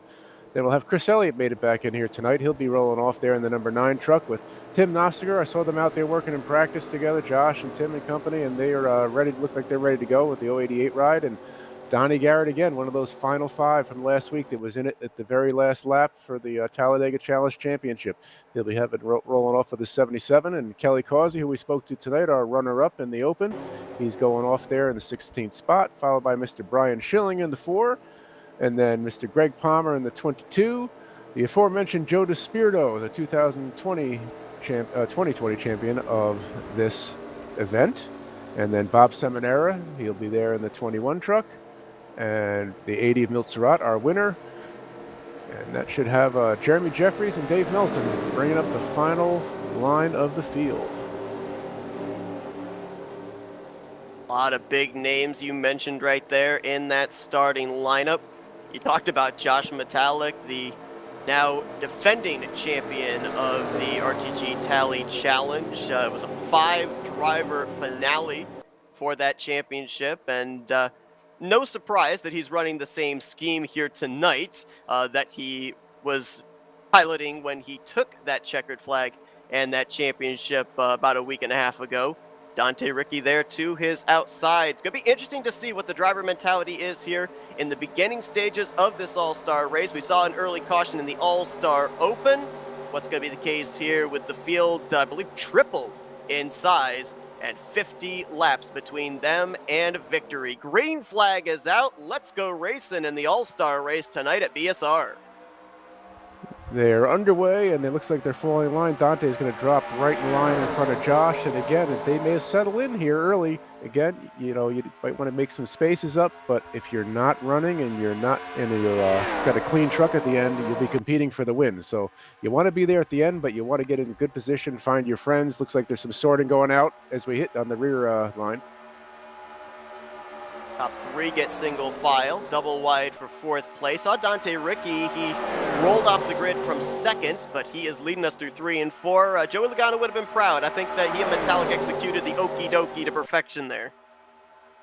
It worked pretty good, but looks like they're going to be in 2 separate lines as we go. It looks like with 3 wide as Chuck McClure muscles his way right up the middle. Not wasting any time is Chuck McClure as he's going to come around and looks like by about half a truck length going to lead the first lap of this All-Star race. That looked like that might have been a statement move out of the 17 saying, hey, watch for that later on in this one. And our Talladega Challenge champion is singing all by myself on that high line. At least he was until a moment ago. It looks like there's one other truck, maybe at 8 of Jeremy Jeffries, is dropped up there to try to get a hold of Josh, and then he tucks back in line. So Josh is going backwards. Chuck McClure coming into this race had the most Superspeedway wins to lock himself into this all-star race, 9 in total. Also was the season 53 bracket champion as he leads the top line with John Godfrey. Inside line seems to be a little bit staggered. I think that was the 27 of Andre Mahjong, second on the inside line. Looked a little loose there last time through 1 and 2, and moving back and forth is going to make drivers behind a little bit nervous to draft up to his back bumper. That's exactly right, Seth. And you can have a hard time holding on there in that high line when you're getting crowded or everything is the tight draft and you might have got a bump from behind there. But yeah, it looks like the 27 is definitely a little squirrely on that bottom line, and they're starting to react accordingly. They're highly outnumbered. It looks like 3 lines are now forming. McClure leading Godfrey, Richard Martin there as well. There's Glenn Harris. He's the highest running of the drivers that transferred in through the All-Star Open. Right now battling with Dante Ricky for that 4th position. Dante Ricky on that inside line trying to lead the bottom around the track, but it just looks like they're not lined up. They're losing momentum, so you got to wonder if he sees a hole, if Dante Ricky might try and jump up into that middle group, but right now they're all nose to tail, so no opportunity to switch from bottom to top. There's a 3rd line forming back there as well, it looks like.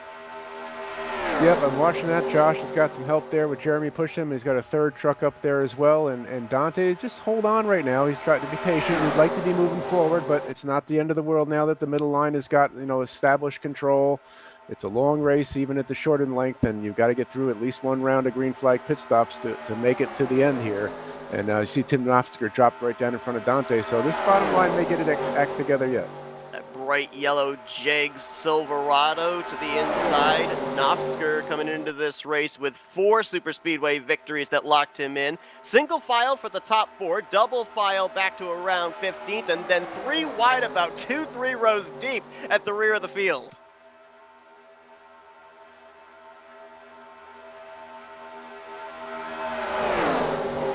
Looks like the 3 wide crowd is just kind of holding on and deciding whether they can stay safe up there for now, but they're not making a lot of headway at this point. Looks like Chuck is just dominating with that center line, but there's just 3 distinct grooves going now, and as they go snake their way down the backstretch, people will be looking to jump out of line, I think, pretty soon. We saw Milt Surratt, Kelly Causey, Glenn Harris work together to advance into this all-star race. They are almost lined up nose to tail here. 4th back through 7th in that middle line. The truck that's splitting them up is the former all-star race winner back from 2020, that 24 of Joe DeSpirito. Yep, Joe is already making a lot of headway. He's finding himself right up there at the tail end of the lead draft right now, so he's made quite a lot of progress since the green flag has come out. And Donnie Garrett now has jumped up to the outside line in front of, looks like Greg Palmer and Chris Elliott are out there with Josh. And if you go wait and see if they can get a lot of momentum, if you get the right group of trucks together, they'll make a lot of progress there. It looks like they already are. I remember we saw in the All-Star Open a couple of drivers kind of ride at the back of the pack to stay out of trouble. Looks like we've got a few drivers doing just that in this All-Star race. Brian Schilling's back there. Josh Metallic, who started up on the pole, has drifted back outside the top 15. Jeremy Jeffries. Bob Seminara's back there as well. Also Dave Melson, the 2022 Speed Freaks champion, right now trailing the field. Yep, they can see a lot of slicing and dicing going on up front, so no harm there in trying to keep it out of harm's way. And we just had a change of powers there too, as Donnie Garrett swapped back down to the middle line with Joe DeSpirito there, and Kelly Causey jumped up, and he's now pulling that top line. Harris leading the inside line. He's up alongside of, I believe that is Joe DeSpirito for 4th. Look at that 3rd lane you were talking about. Big run down the back straightaway. We may be 3 wide for around the 5th position as all lines starting to get numbers, starting to get momentum. And we've seen this quite a bit as well in the Tally Challenge. You don't necessarily have to have a big number of trucks up on that top side to make momentum work. You just have to have fast trucks. That's exactly the name of the game, and don't forget it, 7 laps are ticked off, about to start lap 8 here already. You're always still thinking pit stops. You don't want to be stuck way up on that high line if you've got 2 to go on fuel. because you're probably not going to have a lot of friends willing to give it a break right now with such a short race and everything on the line and let you back in line. It's not your standard Thursday race where some of these guys will let you shuffle in because there's a long race ahead and a long season ahead.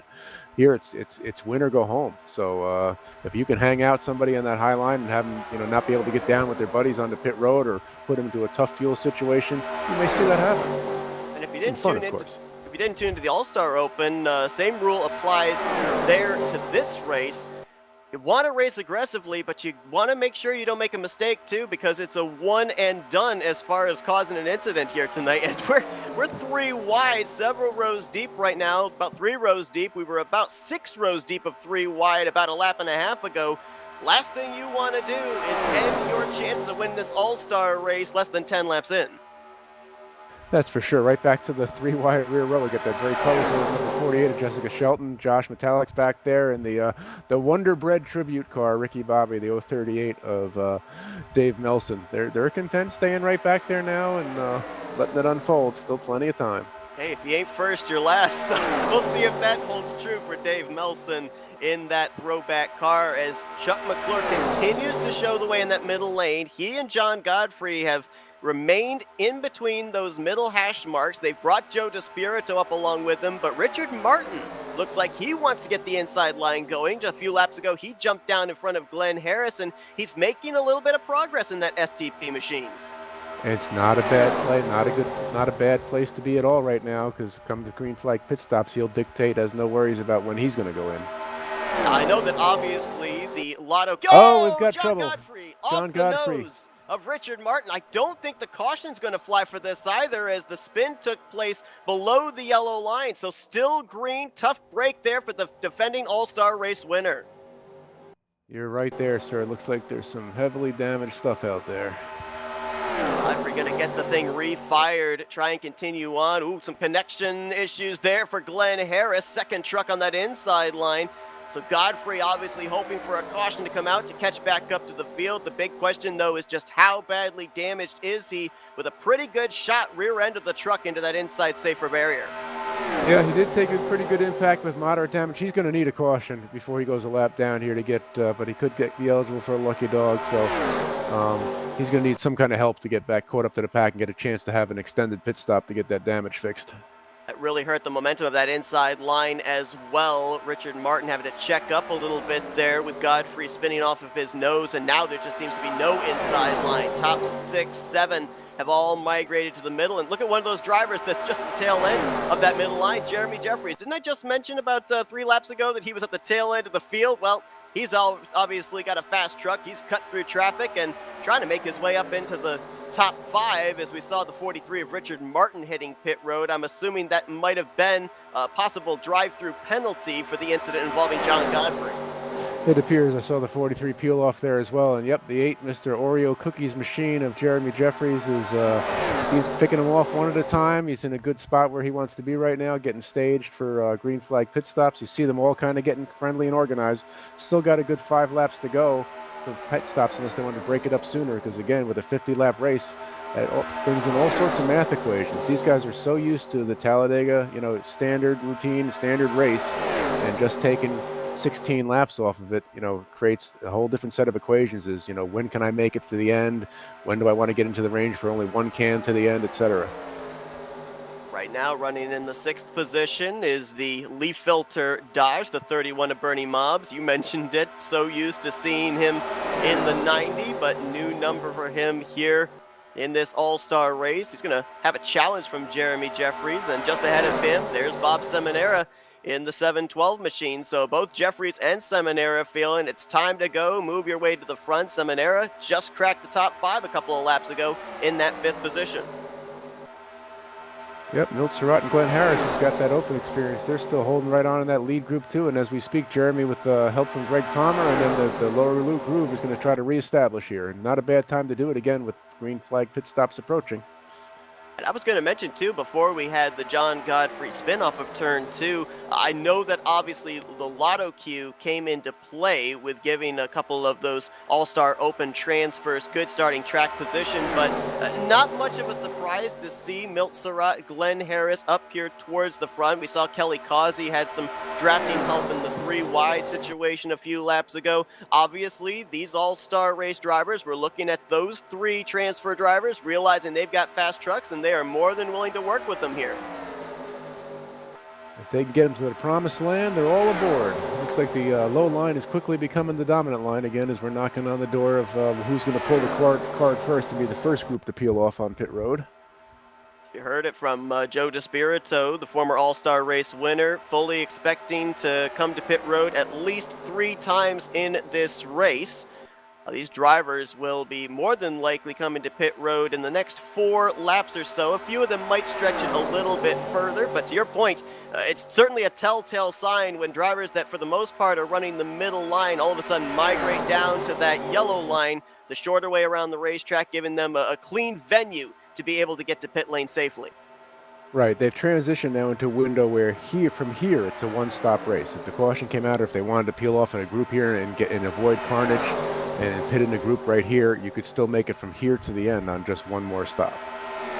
Now, Chuck McClure has been out in front for pretty much the entirety of this run. Matter of fact, yeah, he led the first lap of this race with that 3-wide move through the tri-oval.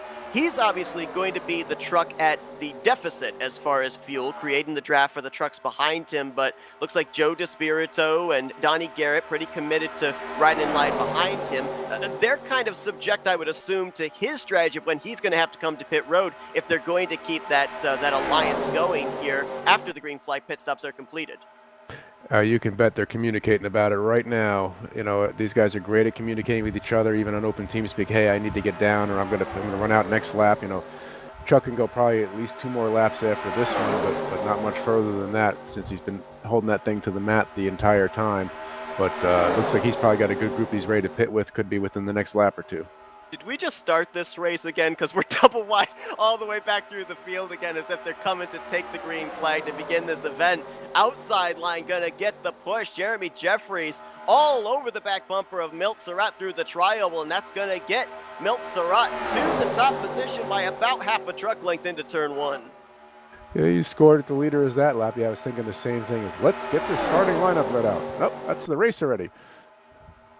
And you just saw there, just off in the entrance to turn 3, Richard Martin. Now he came down, served the penalty, is still on the lead lap, but he's about a straightaway ahead of the field. He, much like John Godfrey, is in the camp of please let there be a caution to save their race. Both drivers still on the lead lap. Oh, here we go. Pit stops begin.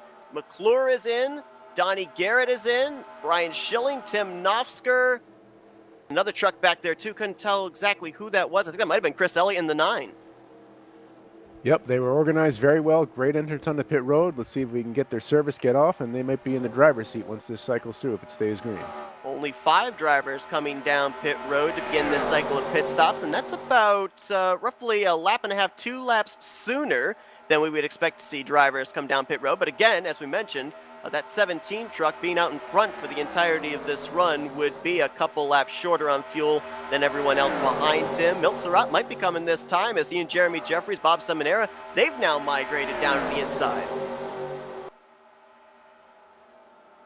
And here comes our second group, and now we've got the 43 of DeMar is pulling off because he's out of fuel too from doing his drive-through. And Milt Surratt surged sideways, and there's contact. Joe DeSpirito gets into the 80 of Milt Surratt as he was sideways on pit road.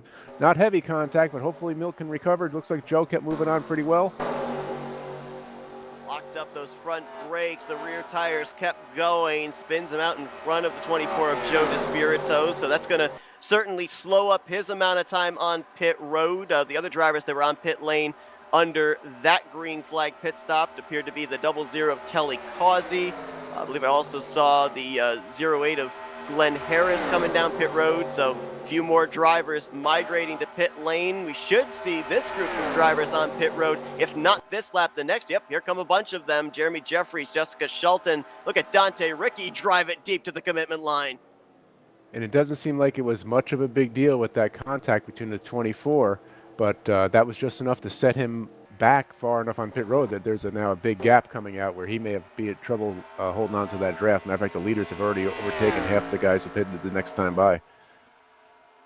Richard Martin leaving pit lane in the 43. John Godfrey came down with that last group on pit road.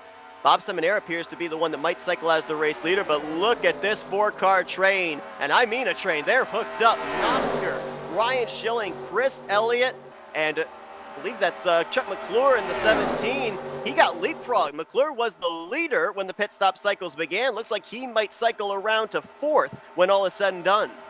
Yeah, and the 77 of Donnie Garrett was tailing that train just a few truck lengths back, but still hanging on to their draft. But that was the original 5 that came in on the first run, and they're now getting ready to overtake the next group coming off the pit road. They will probably be scored our leader once this all shakes out, because they had a great organized entry and exit. Brian Schilling, 2nd place right now in that throwback to Kevin Harvick's 6 truck back in 2002. I found it ironic, his sense of timing. I saw him reveal the paint scheme over in the Facebook group just about 24 hours after I had painted that exact same scheme for another mod, so that seemed rather ironic. And right now, looking pretty strong. He was the season 55 bracket champion that locked him into this all-star race tonight. Yep, looks as I suspected, as we're now completed that round of green flag pit stops and they take the line. Looks like it's going to be the 088 indeed scored first by the 4, the 9 and the 17 and the 77. That original 5 are now all back together, but there's only a short gap back to Bob Seminara and Greg Palmer and Dante Ricci and company. Looks like we're going to have a pretty good large group again going through after this first round of green flag pit stops. Let's look back and see who has lost the draft now. Yeah, it looks like right now we've got about 15, 16 drivers that could still be up in this lead pack, as got a 2nd and a 3rd pack trying to draft up to this lead group, but a couple of drivers that had the pit road miscues, Joe DeSpirito, Milt Surratt, they have lost the draft. So we're rapidly building up the list of drivers now that want to see that first caution of the evening. Add in John Godfrey, who right now is the first car 1 lap down. Richard Martin also a lap down as well. They'd be fighting for the free pass position should a caution come out. So yeah, we're starting to get some drivers that are in favor of a yellow flag coming out. Obviously not these guys up here inside of the top 5, top 10. And 2 of our drivers that ran so well in the open to transfer themselves in and had a great start here to the main event, the 00 of Kelly Causey and the 08 of Greg Harris, or Glenn Harris rather, they are in danger of losing the lead draft here. They're at the tail end. Causey trying to latch on to the draft of Andre Mahjong. Looks like Jessica Shelton might be still in touch with Dave Melson.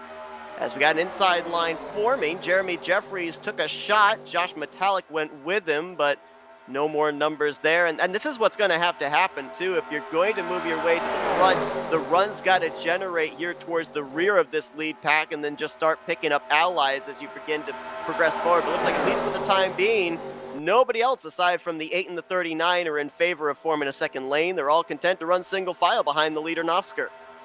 Yep, and speaking of the rear of the pack, that incident on pit road, the 24 of Joe DeSpirito is now a good 18 seconds behind the leader all by himself. And 20 drivers start this race. Only 2 drivers were locked in from the past 2 seasons of winning the All-Star race. John Godfrey, who right now is a lap down. DeSpirito, as you mentioned, losing the draft right now by his lonesome in 17th. So odds coming in certainly looked like they were in favor of a different driver getting an all-star race victory, even more so now with the circumstances. But again, we're only going to be halfway through this race in the next lap and a half or so, so still plenty of time for the script to be flipped and those 2 drivers to still have a shot at this thing. Anything can happen again when that caution falls, if it falls. We'll change the strategy yet again on a moment's notice, but right now it's stretching out pretty interesting. And right now, an interesting scenario is playing out in terms of fuel strategy. We've seen these drivers already make a cycle of pit stops under green flag conditions. Next time we see them down pit road will be somewhere in the lap 38 to lap 42 range, depending on when they made their first pit stop. Oh, caution! caution's out, so forget all that pit strategy talk I was going to bring up, because this changes everything up. I'm looking for why there was a caution. I didn't see the action on my thing. Pace truck is indeed on its way out. Didn't look like any of the drivers that had lost the draft had run into any issues. Not seeing any driver looking like they left the scene of an accident, as we are racing back to the caution flag here. Bear that in mind, and Richard Martin's going to go a second lap down. Nofsker going to try and hold off Brian Schilling. McClure trying to make a move for third place on Chris Elliott. Not quite going to be able to get it, as they were 3 wide back around the 5th position. And I'm being told over race control, there was a debris caution. So Joe DeSpirito, Milt Surratt, John Godfrey, they're looking up to the sky saying, thank you, debris. I can confirm that indeed, sir. It was a caution called out for debris, and it's exciting seeing these guys racing back, something they're not used to doing. Nofsker leads us back to the line, and you know, we could talk about fuel here, because the fuel number is still going to be interesting if they come to pit road under this caution period. Right now, if they were to come to pit road this time around out of turn number 4, they'd only be able to make it as far as lap 47, about 4 laps shy of the finish. So, boy, got to be a lot of wheels turning in the cockpits and down on pit road right now, I think.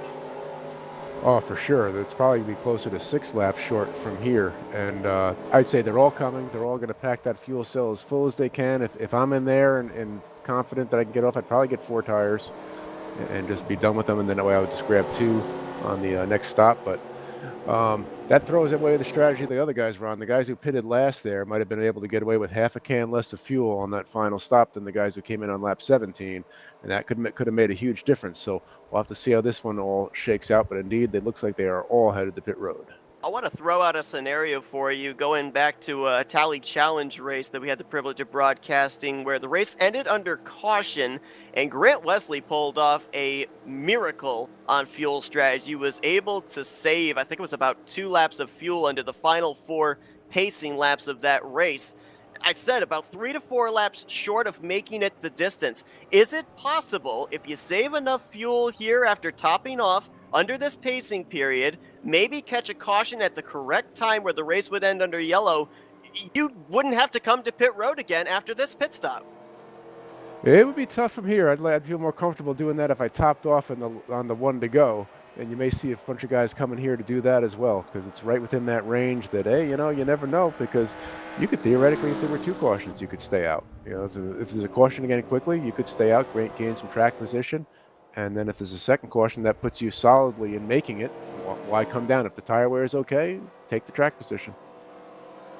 Glenn Harris will be caught up to the field now for this restart, as will Joe DeSpirito and Milt Surratt. They were on the lead lap when that caution came out. John Godfrey is in line for the lucky dog. Now, I'm not certain, maybe you can correct me on this. I do remember that there was a rule over in the Tally Challenge where there were 2 lucky dogs. I don't know if that applies here to the All-Star race, or if only 1 driver gets the free pass. Yeah, we've got the 2 lucky dogs in effect tonight. So Demar in the 43, Richard Martin will indeed be the lucky dog, and they will be back on the lead lap. So brand new race for those guys. Got the opportunity to observe here up until the first round of green flag pit stops, just what type of racing we can expect to see. You know, there were a lot of question marks on how differently BSR was going to be to Talladega, seeing a lot of similarities, a little bit of differences in terms of what drivers are capable of doing, but these drivers were able to go to school a little bit here for the first 25 laps or so, now starting to make some plans for the final run to the checkered flag. What's some of the things you were observing there that we might end up seeing come to fruition now with the checkered flag potentially on the line? Well, when this green flag falls, you're going to see, again, no points for 3rd, 4th, 5th, 2nd, 25th. It's all on the line. If you're running near the rear of the pack, probably not going to be a lot of patience. You're going to want to gain some spots. Again, it could be your last time on pit road. You may not be going down there again, but you got to be in position 1 to win this place. And if you're now with 23 to go, it looks like we're going to have when the green comes back out. If you're back there, you know, towards the rear of the pack, you're going to be wanting to gain some progress pretty darn quick. Two things I was noticing here in the first half of this race. Number one, Chuck McClure kind of pointed out that you can generate a run and make a move by yourself. Also saw a couple of drivers be able to make the outside line, the extreme outside line, make some forward progress. So you might not necessarily, the further you migrate up the track, need the numbers to create momentum, but you certainly do down on that inside line. Every driver that has tried to lead the inside line up to the front has either kind of stalled out or lost ground. I think that if you're a driver back outside of the top 10 right now, even maybe up in the latter half of the top 5, you're communicating with those other drivers behind saying, hey, we're going to have to work together, get the numbers game lined up on that inside line, because we know the race leader and probably the entire top 5, they're not going to give up that middle lane. And if we don't have the numbers down that inside line, we're not going to be able to get by them. And we've heard it way too many times, the old cliche, to finish first, you must first finish. So you want to find your friends, you want to gain, but you don't want to be too crazy yet.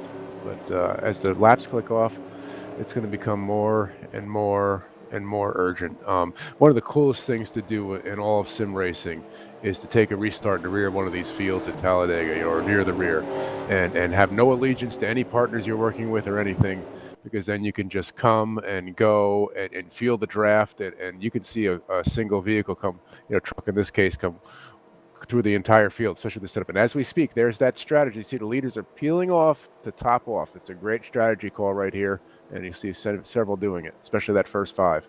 Yeah, Nofsker, Schilling, Elliott, they're all coming down. Chuck McClure follows as well. There's only a few drivers that are going to stay out and take the good starting track position for this upcoming restart. I believe the 712 of Bob Seminara is going to be the leader when we go back green. And it's interesting, too, especially those top 3 that came down pit road, Nofsker, Schilling, and Elliott, because it was really pit road, that round of green flag pit stops, that got them up where they were. Those guys were running outside of the top 5 prior to the green flag pit stops. Next thing we know, they're up inside the top 5, 1, 2, 3. So pit road, at least in the early going, it seemed to be their best friend, and maybe here with this strategy call, it will be again.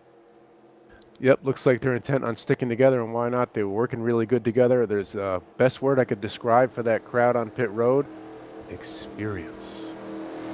And it didn't lose them much either. Only 4 drivers stayed out, so Nofsker gave up the lead, come down pit road, and he's going to line up in the 5th position. So it's not one of those scenarios where you give up the track position to take on the fuel. He didn't lose out that much in track position, only 2 rows ahead of him here on this upcoming restart.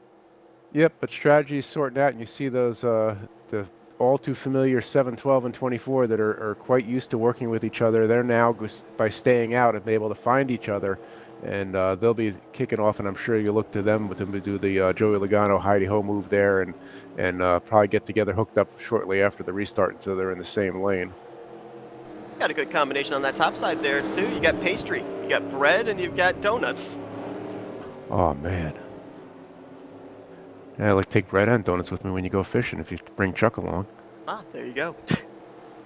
So the way they'll line up for this upcoming restart, Seminara will start on the inside of row 1 alongside of Dave Melson, Joe DeSpirito on the inside of row 2 with Glenn Harris. Tim Nofsker will be 3rd alongside of Chuck McClure, who has led the first half of this race. Chris Elliott, Josh Metallic, they'll be along, or make that Donnie Garrett rather, and Chris Elliott in row 4. Josh Metallic, Brian Schilling will complete the top 10. 19 drivers on the lead lap here. 20 drivers still left in the field. Richard Martin still hoping for another caution to get back on the lead lap. They get it here as we get ready for the drivers to be wadded up 2 wide, several rows deep. It's going to be 21 laps remaining here in the All-Star race as that outside line got a good run. Dave Melson trying to clear to make that Seminara for the race lead. Not quite going to be able to do it. 24 on the back bumper of the 712. That duo going to lead out of turn 2.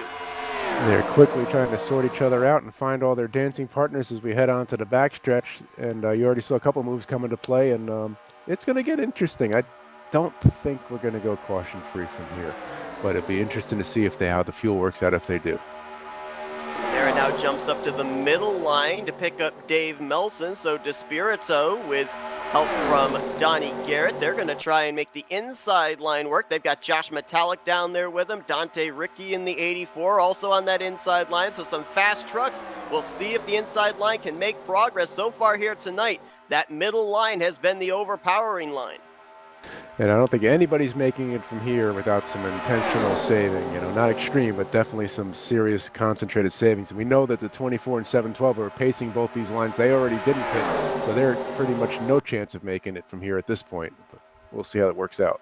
At this point in time, they'd be about a lap and a half, 2 laps short. Might be more than that because, to your point, they're leading their respective lines. They don't have the benefit of draft at this point in time, as that inside line has been able to hold court with the outside line. I think a big reason. Oh, Oscar!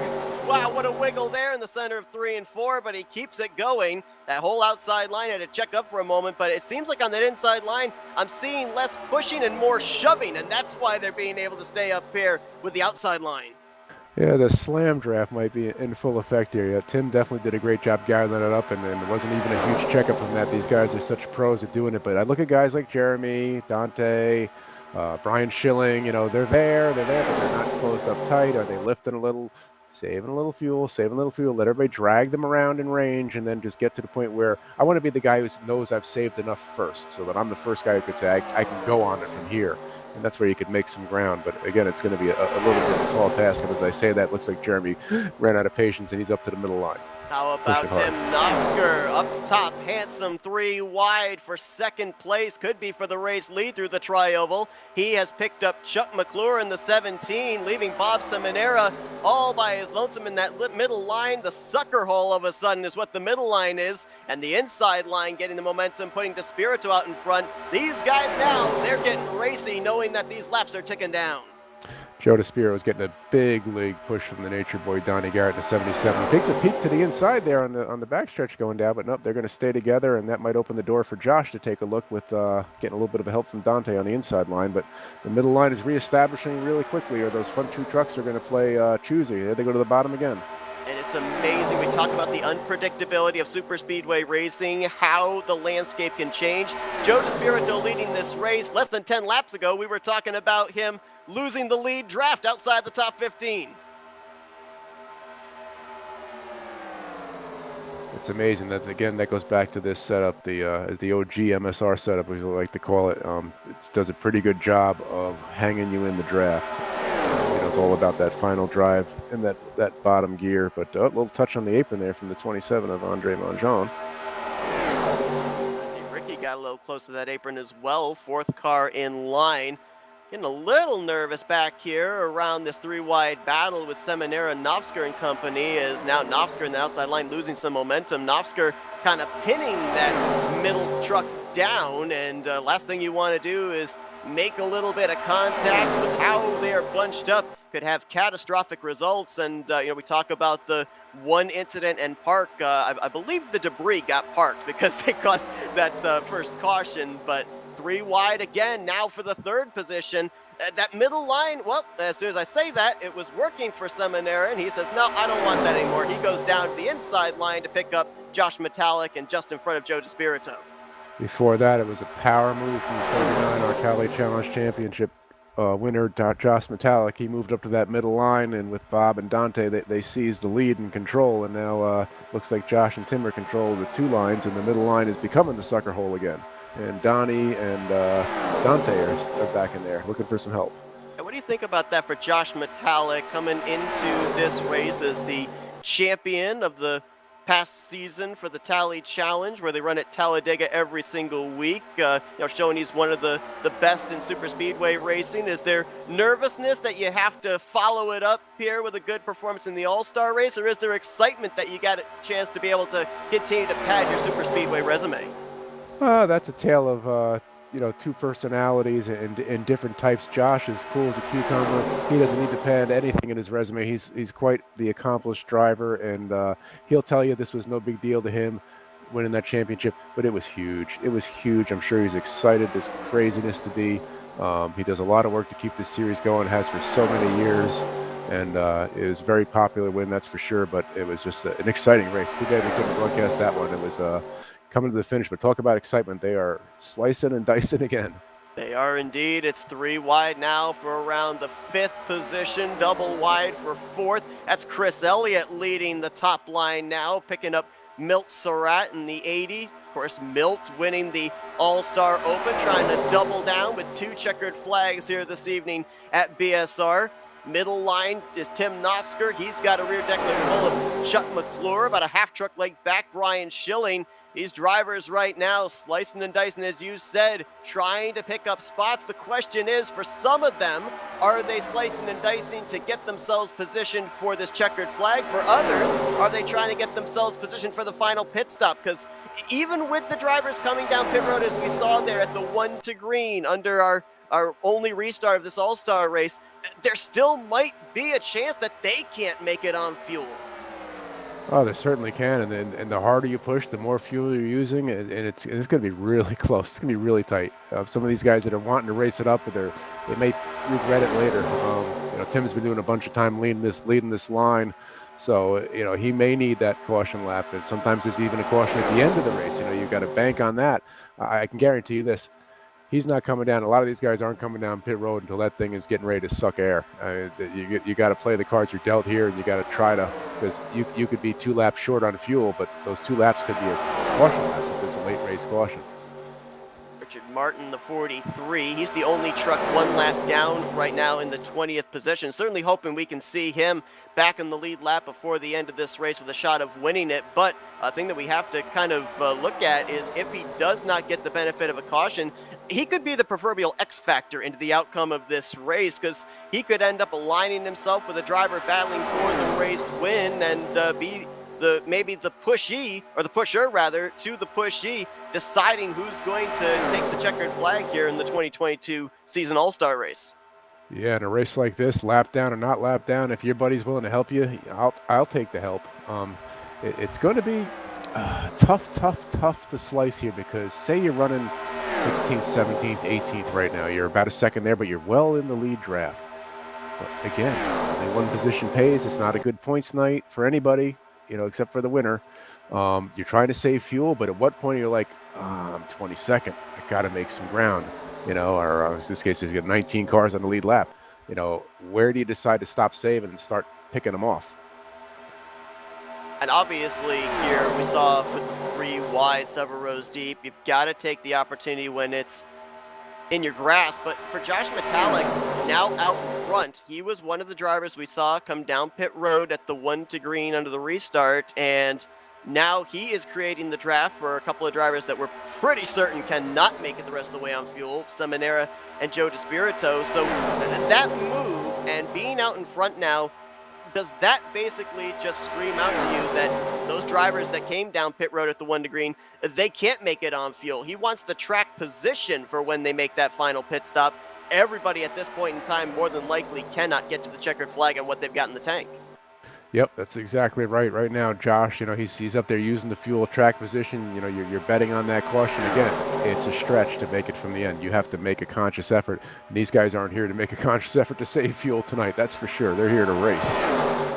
Jeremy Jeffries ready to race. He's got the outside line with Tim Nofsker. They've worked their way up now to the 5th and 6th positions. Chuck McClure up there as well. Jessica Shelton with Dante Ricky. They've now moved their way up inside of the top 10. The first time tonight, I believe that Shelton has cracked into the top 10. She's been kind of riding at the back of the pack, staying out of trouble most of this race. Another driver working their way up here as well. We haven't talked about much here tonight, and that would be the 77 of Donnie Garrett. He was up inside the top 5 in the early going. After the green flag pit stops kind of faded outside of the top 10. Now he's making forward progress. He, a few laps ago, was trying to get Richard Martin up there towards the front of the field, maybe trying to help him get his lap back the hard way under green flag conditions. Yep, Donnie's recovered. He was making it happen all night with that first group of 5 that hit pit road, and he got separated a little bit, but then gathered right back up, and he'll be sorting his way out towards the end here. He may be thinking the same thing of, knowing this green flag pit stop coming for sure, if we keep going like this, and just being in position. To me, you want to be in good position coming out of the green flag pit stop when and if we get to it.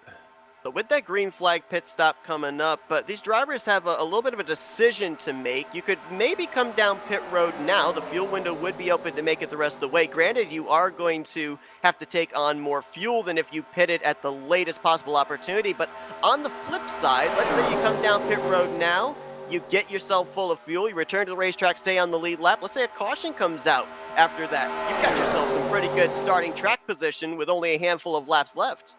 But the gamble to that is, suppose you're 2 laps short, which a lot of these guys are probably right knocking on 2 laps short.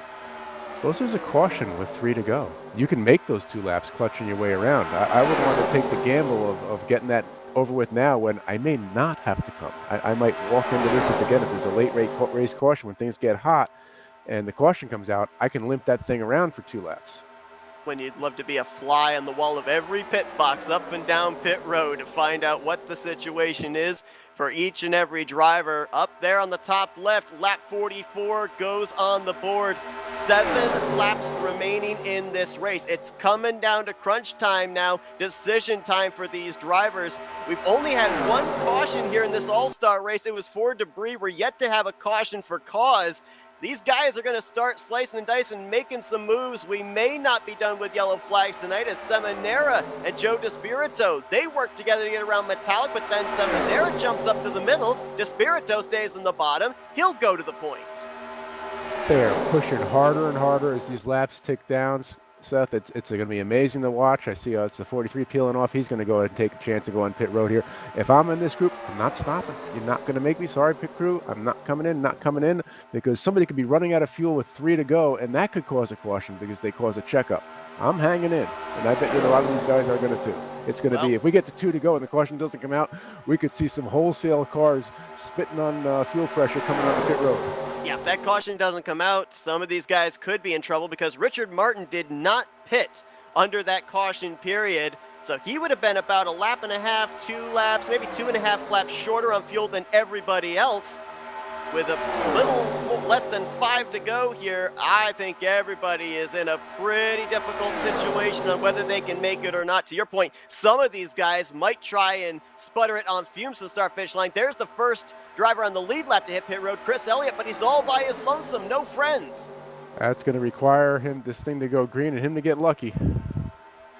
Drag race to the start-finish line, hitting 5 to go here at BSR. Seminara by about a splitter led that lap over Josh Metallic, but it doesn't matter who leads lap 1, who leads lap 46. It's all about leading that final lap to pick up the checkered flag here in the 2022 season all-star race. They continue to shove. A little out of shape there I think that was Dave Melson, 3rd truck on that inside line, but they all keep it pointed in the right direction for now. Still dead even from first row all the way back to about, row 6, row 7.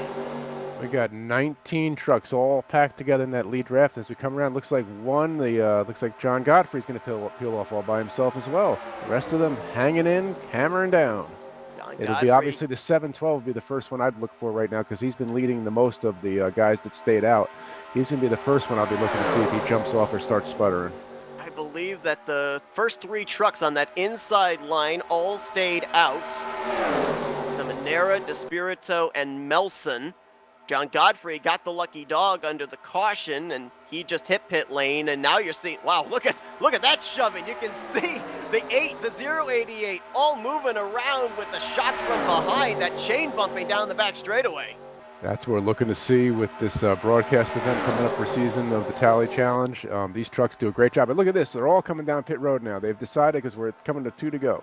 It's feeding time at the zoo. You've got about a good dozen coming down pit road this time, being led by Josh Metallic and Jeremy Jeffries. That leaves about 5-6 drivers that might try and stretch it the rest of the way. Tim Nofsker leading that group with McClure, Brian Schilling. Those are a couple of the guys that we ended up seeing up inside of the top 3 when that caution came out after the cycle of green flag pit stops the first time. I think if they don't come this time, they're going to try to make it. But Tim's been leading a lot. I mean, he needs the caution to make it to the end here. So pretty sure they're going to duck off here. If not, they're rolling those dice on the caution. First time we've mentioned Greg Palmer here tonight. That 22 right now running in fourth, and Kelly Causey, second place finish in the All-Star Open, locked him into the All-Star race, but they're coming to pit road now. They're going to take on about a half lap less of fuel than the rest of the other drivers. Could that time gained on pit road be position gained in this race? DeSpirito was the first one off pit road of that first group. It's all going to shake out right now, Seth. It's going to be quite exciting as we're coming up to 2 to go. Next flag's going to end the race, whether it be the white flag or the caution flag.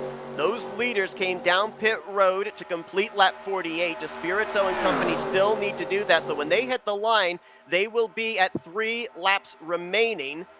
It's now Jeffries in second, Dante Ricky in third, Metallic in fourth in that line, and then you've got the 31 of Bernie Mobbs just trailing that group. These may be the 5 to decide it out, depending on where that group of 4 or 5 come off pit lane. They're just now exiting out of turn number 2. As they're coming onto the backstretch, the full head of steam is coming with the 24 leading the charge. It's going to be close. They're going to get there to overtake it right as we're coming to the white flag, Seth. This is going to be exciting. Going to be a nail-biter for sure. We didn't know how the All-Star Open was going to finish. We know even less here in the All-Star race. McClure and Nofsker have got themselves lined up. That 2-truck tandem trying to hold off the group of 6 or 7 that are barreling down out of turn number 4. Brian Schilling must have gotten the black flag. He's coming to pit road.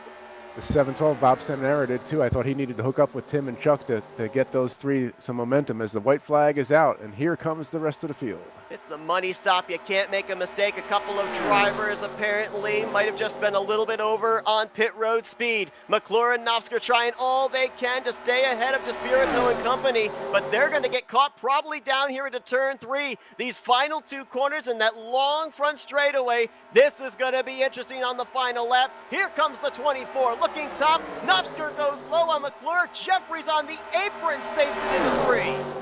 That's a huge save from Jeremy Jefferson. They're 3 wide coming through into turn 4, and Metallic and McClure going to the middle. Now they're all lining up on the outside.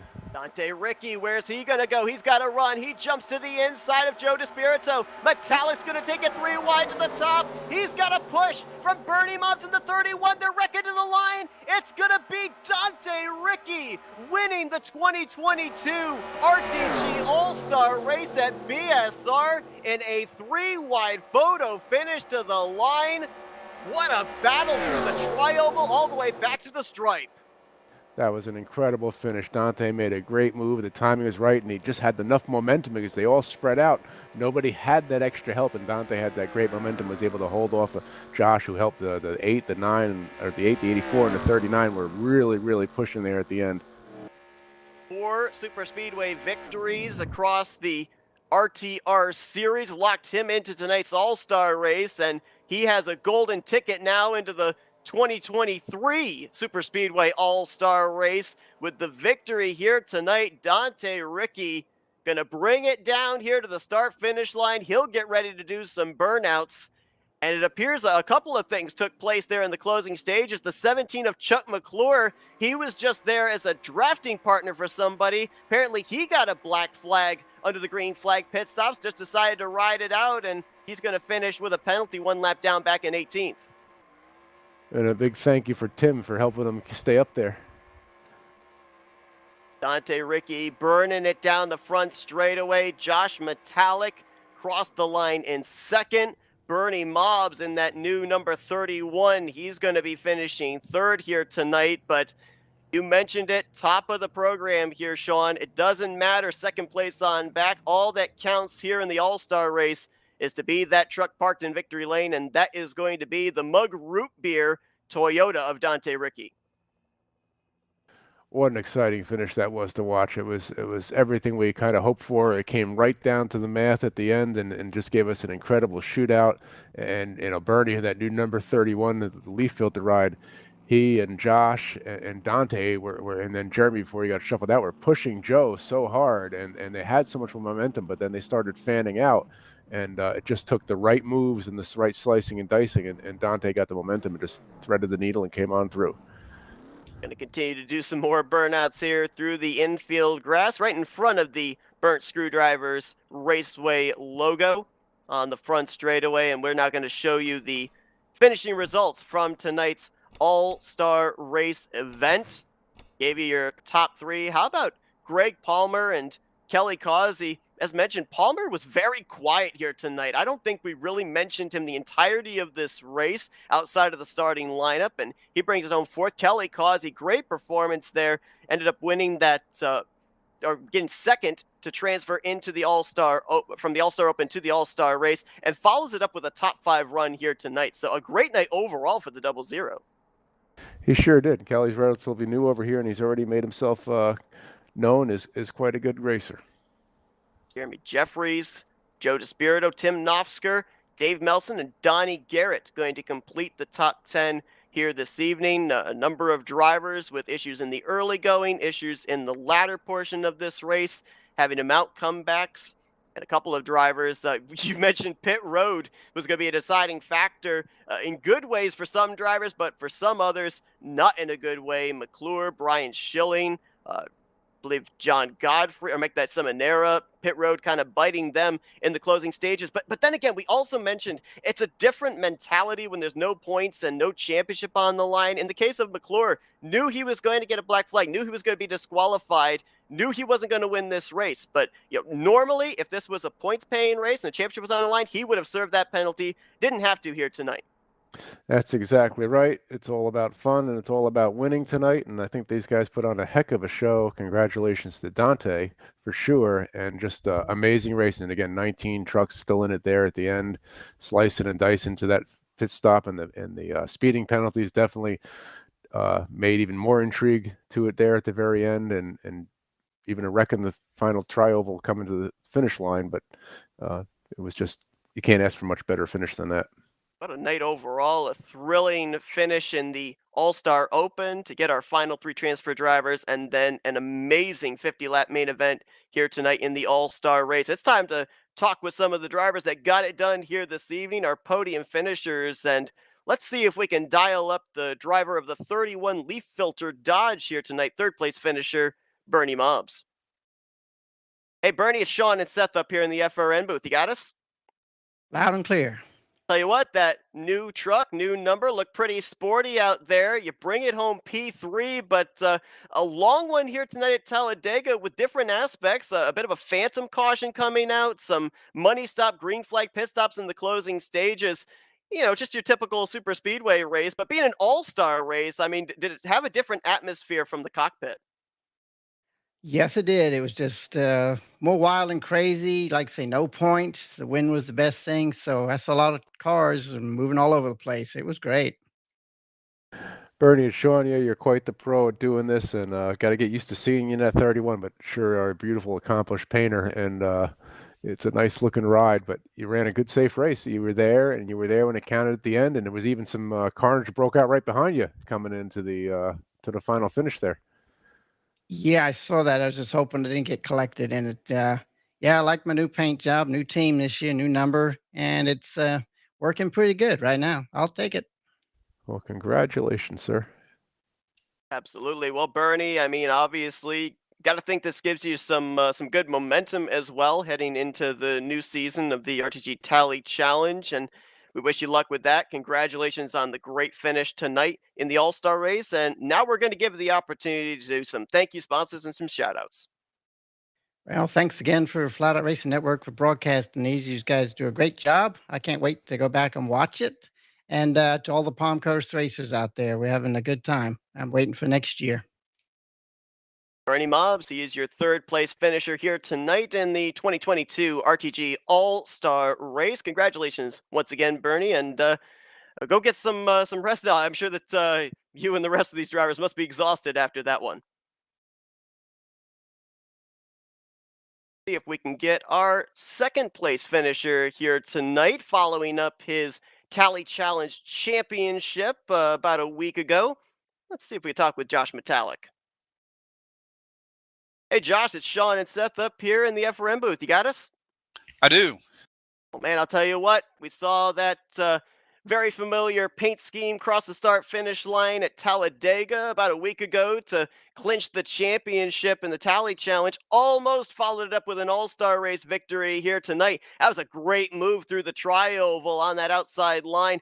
what little more did you need to get Dante at the line? Because, man, that was close. I needed the finish line to be down there turn one. I had Bernie behind me. I wasn't sure where he was going to go, but I made a move. I had to go somewhere. I couldn't follow. There's no point. There's only one winner. And I think the Bernie stayed behind and gave me a good draft to the finish. But I don't know where Dante came from. How we got there, if he was getting pushed. All I knew was I was looking for a clear opening, a lane to go somewhere, and almost got it. It was fun. It was a good finish. I tell you, Sean, you ran one heck of a race, and you guys were pushing to beat the bear at the end there. I mean, you guys were hooked up and pushing behind Joe there, and you had yourself right in position there. You certainly get the assist, but you almost pulled it off yourself. Yeah, I got shuffled. Lap one, I got shuffled from the front row to the back, and not by choice. I ran back there. It's tough to make moves, and when you have smaller fields, than what we're used to on Thursdays, it's tougher to get an extra lane going, a bunch of guys going. So it took a little while to get up there, but I drafted real well with several guys. Bob was pushing me like crazy, and I was pushing Bob. Everybody at some point, I think I was riding with, pushing or getting pushed by. Smaller groups, you work with a lot more people more frequently somehow. But didn't get it, but it was about fun, and I had a blast. So it's all counts. You sure looked like it. I figured at the end, and we were figuring that you guys were going to run it till it started dropping dry, just in case the late race caution came out where you could have clutched it around and not had to pit at all. And how close to fuel were you getting when you finally came down? Yeah, I thought about early pitting, kind of force people's hands. It was a lot of single file, maybe 2x2, so I didn't expect a wreck, especially with the caliber drivers that were out there. So I considered pitting with like 8 or 9 to go, and forcing everyone else to make a decision. And then if you have a bad pit stop, you still got 7, 8 laps to try to draft up back. But like I said, I decided to stay out in case there was a late wreck, if someone got desperate. And I came in. I had a half a lap of fuel. I couldn't have gone any more. I ran it pretty much dry. And I was right borderline between splash and a half. And I figure why risk it?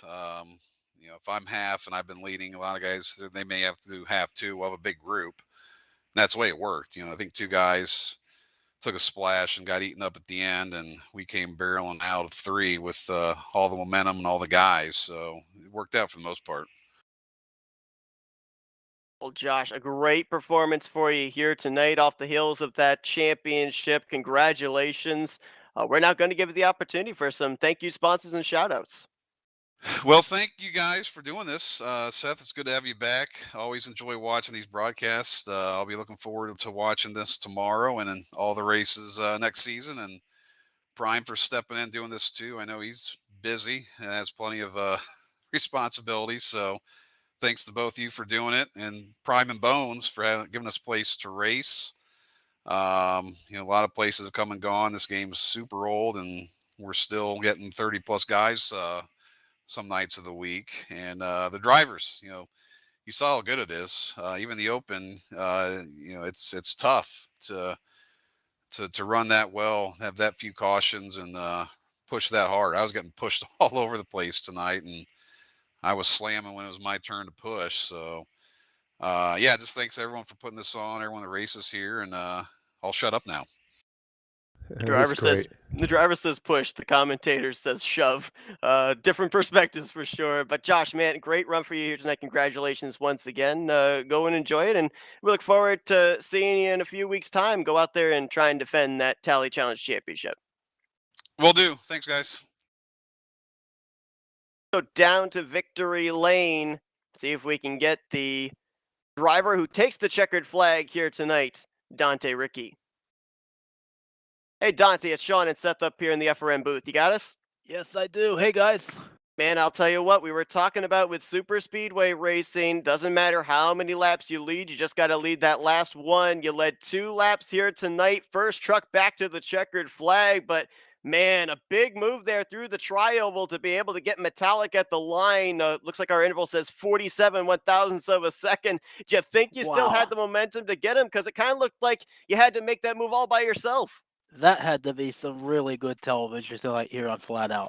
I'll tell you what, that was an incredible race right from the beginning to go in front of Josh and take the lead and to compete for the win. Even though we didn't have a whole lot of time as the race leader, our Mug Root Beer team worked so hard tonight to get the race strategy to put us up front and be in the right position. And yeah, I took some risks tonight. I tried to get in front of the draft coming out of the pit road to, stand my ground. Maybe I'm not trying to cut anybody off, but just trying to stand my ground, stay with the draft, and be in a position to have a shot. And that's what it took tonight. Yeah, Dante, it's Sean. I tell you, it was you said it was great television. We were wondering strategy at the end there again. If I was out there with you, I would have been like, not coming in, sorry, not coming in until that fuel gauge starts dropping pressure, just in case there's a late race caution, so making that decision on when to come down was probably pretty agonizing. Were you thinking there was going to be a caution and you were going to be able to save those 2 laps? Yeah, we were nervous making that decision to come in on 4 to 3 to go, and the gutsy decision was to do a splash of fuel instead of a half can. The 2 factors for that were because I just got hung out of the draft, me and Jessica were working really well together, and then we went down to the inside lane for safety reasons to not fight with the top, and on the back straightaway, 4 to go, I made the decision, "Let's come to pit road." And I did the splash because I also had pit stall number 4. And for those of you familiar with the pit road at Talladega and the BSR track, pit stall number 4, you can pretty much floor it to the floor, the gas pedal out of the pit box and hit 55, 56 miles an hour at the line and get a really good pit exit. I was able to group up with Jeremy and Joe and track down Tim and Chuck, and that was a wild last lap. I knew that the easiest block for Tim and Chuck was to go to the bottom. So I gave Jeremy a push on the back straightaway, locked to his bumper, and locked as close as I could without making it dangerous for him. And then I lifted off just halfway down the backstretch on the last lap, and he went to the bottom. I don't know if he hooked off of Joe or turned too much. I don't know what happened, but he made an incredible save to keep control of his race car after that. And Joe went to the top. I went behind him, and then coming into the trioval, man, that was gutsy. I was just barely clear of Chuck. Made that move to the bottom, same part of the racetrack where all the chaos happened last year at the end of the race. And I knew Josh was going to do what he could also, and he drove an amazing race tonight. Josh, Joe, Chuck, everybody up there, Tim. It was just an outstanding finish. Hats off to Bernie there for that top 3 also. This is really sweet redemption for almost getting it done last year, but this was one of the most competitive, if not the most difficult race wins here at RTG during my time. It was really, really exciting to drive in, and it's a real honor and privilege to be able to come out on top tonight. Dante, during post-race interviews, I always like to take an opportunity to kind of pick the brain of a driver. And we saw this race kind of take on 2 different aspects. The beginning of the race, drivers were double wide for the most part. We saw a little bit of 3 wide, but everybody kind of setting themselves up for that first round of green flag pit stops. We got through that. Then the phantom caution for debris comes out. Next thing we know, we see everybody 3 wide, several rows deep. I mean, what was it about that caution that then all of a sudden kind of seemed to snap in everybody's brains of, oh, now we can actually start going racing with each other? Yeah, it's just a matter of finding the people that you can work well with. Jessica and I work very well together on the track, and she does an amazing job of getting into a position to push and work with her and get up to the front. And also, again, it's about standing your ground. Like I mentioned earlier, you have to hold that middle lane. You might be stuck in the middle. There was a point where I got stuck in the middle, but I didn't let that discourage me. I didn't move down to the bottom when cars were the inside of me. I didn't let those guys up top pinching me in the turn 1 and 2. I didn't let them bother me either. You just have to hold that white dash line, keep control of your race car, and stand your ground. If you could do that and realize when you're in an unsafe position, when there's no lanes in front of you moving, and you can go to the back and regroup and build out again up to the front, that's the key to success. And again, a little bit of luck with the pit strategy and the pit stop game also, which really bites a lot of drivers here and there. That pit road makes or breaks the race a lot of the time here at Talladega and BSR. And those speeding penalties that came at the end for a few of the drivers like Chuck, that really played a factor. Now, Chuck stayed out there to the very end trying to push Tim, but I think the 712 and the 4, a couple others that they got black flags on that stop, and that broke things up a little further. But let me rewind you back just a little bit to the early part of that final run. Yeah. When you're looking at the math and saying, okay, we know we're short if it goes green, but if we get one caution, it would be, we could get there. We could clutch. We'd make it around. We wouldn't have to go to pit road. We could keep the track position. But was there anybody riding in the mid to back part of that pack in the early part of that run, like just trying to save a little more so they could go for that splash, or be for sure if a caution came out that they were not going to come down pit road and go back to the front? Yeah, I was thinking of maybe the 27 car and a few others who were in the pack most of the night. I was thinking that there would be one or two people that would maybe take that risk. We topped off on the fuel on that competition, well, that debris caution. And I knew that pitting the very first group of cars that were going to make that final green flag pit stop, that was not the winning strategy because the yellow wasn't likely to come out with those few number of cars going in. And the second time seemed to be the best, the most likely opportunity. 4 laps to go on 3 instead of 5 on 4 because you can still get up to speed and have a shot to run down the lead cars. Considering the yellow flag may have come out on any of them, it's a risk to come to pit road and it's a risk to stay out. And the risk taking element, that's what brings us back here. That's why it's so competitive at RTG, and that's what makes these races so exciting. That's why people ask, well, it's Talladega, and it's Talladega every weekend. Sure, we'd like to talk about the dynamics of this track versus that track and all that, but when you see the intensity, the quality, and the different strategy, just by changing the lap numbers up just a little bit, how much it makes people think, and then how hard do I push now? It's just it becomes such a, and then you have teams, or people that are working, concerted together. You can't just think about just yourself because you need dance partners to get you there to the end. It makes it exciting. I'm really psyched and hope we're all looking forward to seeing what comes broadcasting the entire season 56 of the Tally Challenge. Oh yeah, it's gonna be a good season. Well, Dante, you talked about standing your ground. You certainly did that there, coming down that final 100 or so feet to the checkered flag. You win the All-Star race here tonight. Congratulations. And now we're going to hand that mic over to you. Let you do some victory lane thank you, sponsors, and shout outs. All right. Well, first and foremost, a big thank you to our RTG owners, Mr. David Cannon Bones and Mr. Sean Prime. You guys make this such an amazing place to race, and the drivers here, we really do appreciate all of your efforts each and every night, each and every week and season to put this place on and keep it going as well as you guys do. So, big thank you to the owners and all of our RTG staff and series directors who put a lot of time and effort into running these series each and every night. Really, really big thank you to all of you. Thank you to Seth and Sean also for doing the broadcast. You guys were amazing. I can't wait to watch this back. It had to be some really good television tonight, and it was really exciting. Thanks to my family, my parents, my brother and sister, all of my soccer friends who I'm sure were watching tonight. Really, really good show for everyone. And this racetrack tonight, this BSR Burnt Screwdrivers Raceway that we have tested for several races over the past seasons, and we're starting to run it in our points races. Big thank you to Mr. John Norton, Mr. John Godfrey, and Mr. Rodney Sullins for making this racetrack, modifying it, making the changes that we've tested through. It is an amazing place to race, and we look forward to many years in the future with this racetrack on almost every night of the week that we can. It was a really good place for the All-Star. And yeah, I think that's about it. So outstanding job tonight, guys. Thank you for all that you do and amazing broadcast, Seth and Sean. Well, congratulations once again on a job well done here tonight, Dante. He is your 2022 RTG All-Star Race winner, Superspeedway style here tonight at BSR. Congratulations once again, Dante, and we look forward to seeing if you can ride this momentum into the upcoming season of the Tally Challenge. Absolutely. Thanks, guys. Congrats again. Thanks, Sean. Thanks, Seth. See you guys.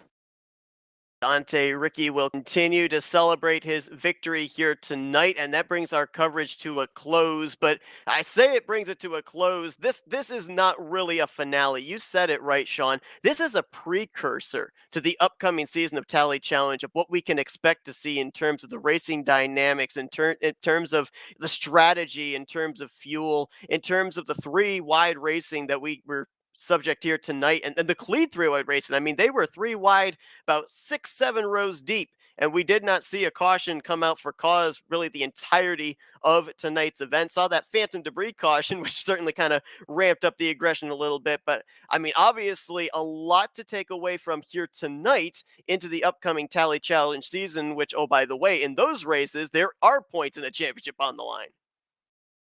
Oh, it means so much, and that starts 2 weeks from tonight, I believe, and we'll be at it. And was honored to join you again here tonight. But I want to switch my hat here and put my RTG hat on here for a second, and just talk about these drivers. The show they put on, it's great. We're honored that these guys come out and spend their time here doing it, and they really do it with, and the leadership that takes care of everything here. We've got such a great group of guys that just make everything work so well, but without the drivers, it doesn't matter. But it's a great relationship back and forth, and great things to come. It's just exciting. And again, to Mr. Norton and then to John and Rodney on this track, it looked like it was everything they hoped for it to be and more. And hope we gave it a great show, and because it certainly did it. Thank Bones and everybody else there, but very psyched for what we're going to see in season 56, Seth. I hope you did great leading me along. Hope I didn't mess you up too much getting the rust off here, and appreciate your help. Absolutely. It was great having you in the booth here, Sean. Just one final time, too, want to give a shout out for those that may have missed it during the mid-race break. RTG's own Rodney Sullen's going to have one of his paint schemes sported on Bailey Curry's JD Motorsports number 4 car in the Xfinity race this week at Talladega. So be sure to tune in and give that car some love here during the Talladega race weekend. But a thank you to everyone that tuned in here tonight as well. We appreciate you supporting the channel and supporting the series. Again, be sure in a couple weeks' time to tune in to the start of the 56th season of the RTG Talladega Challenge. Should be a good one. Sean and I will be up here in the booth to bring you every lap of the action. Sean, once again, appreciate you joining me in the booth here tonight for a thriller at BSR. It was a pleasure, sir. Again, hope everybody has a good evening here. Thanks for joining us on this Thursday night. Been watching another broadcast courtesy of the Flatout Racing Network. This broadcast is the copyrighted work of Flatout Racing Network and may not be rebroadcast, retranslated, or used in any form without the express written consent of Flatout Racing Network and iRacing.com Motorsports Simulations. Flatout Racing Network would like to thank you for your support, and we hope you enjoyed tonight's broadcast.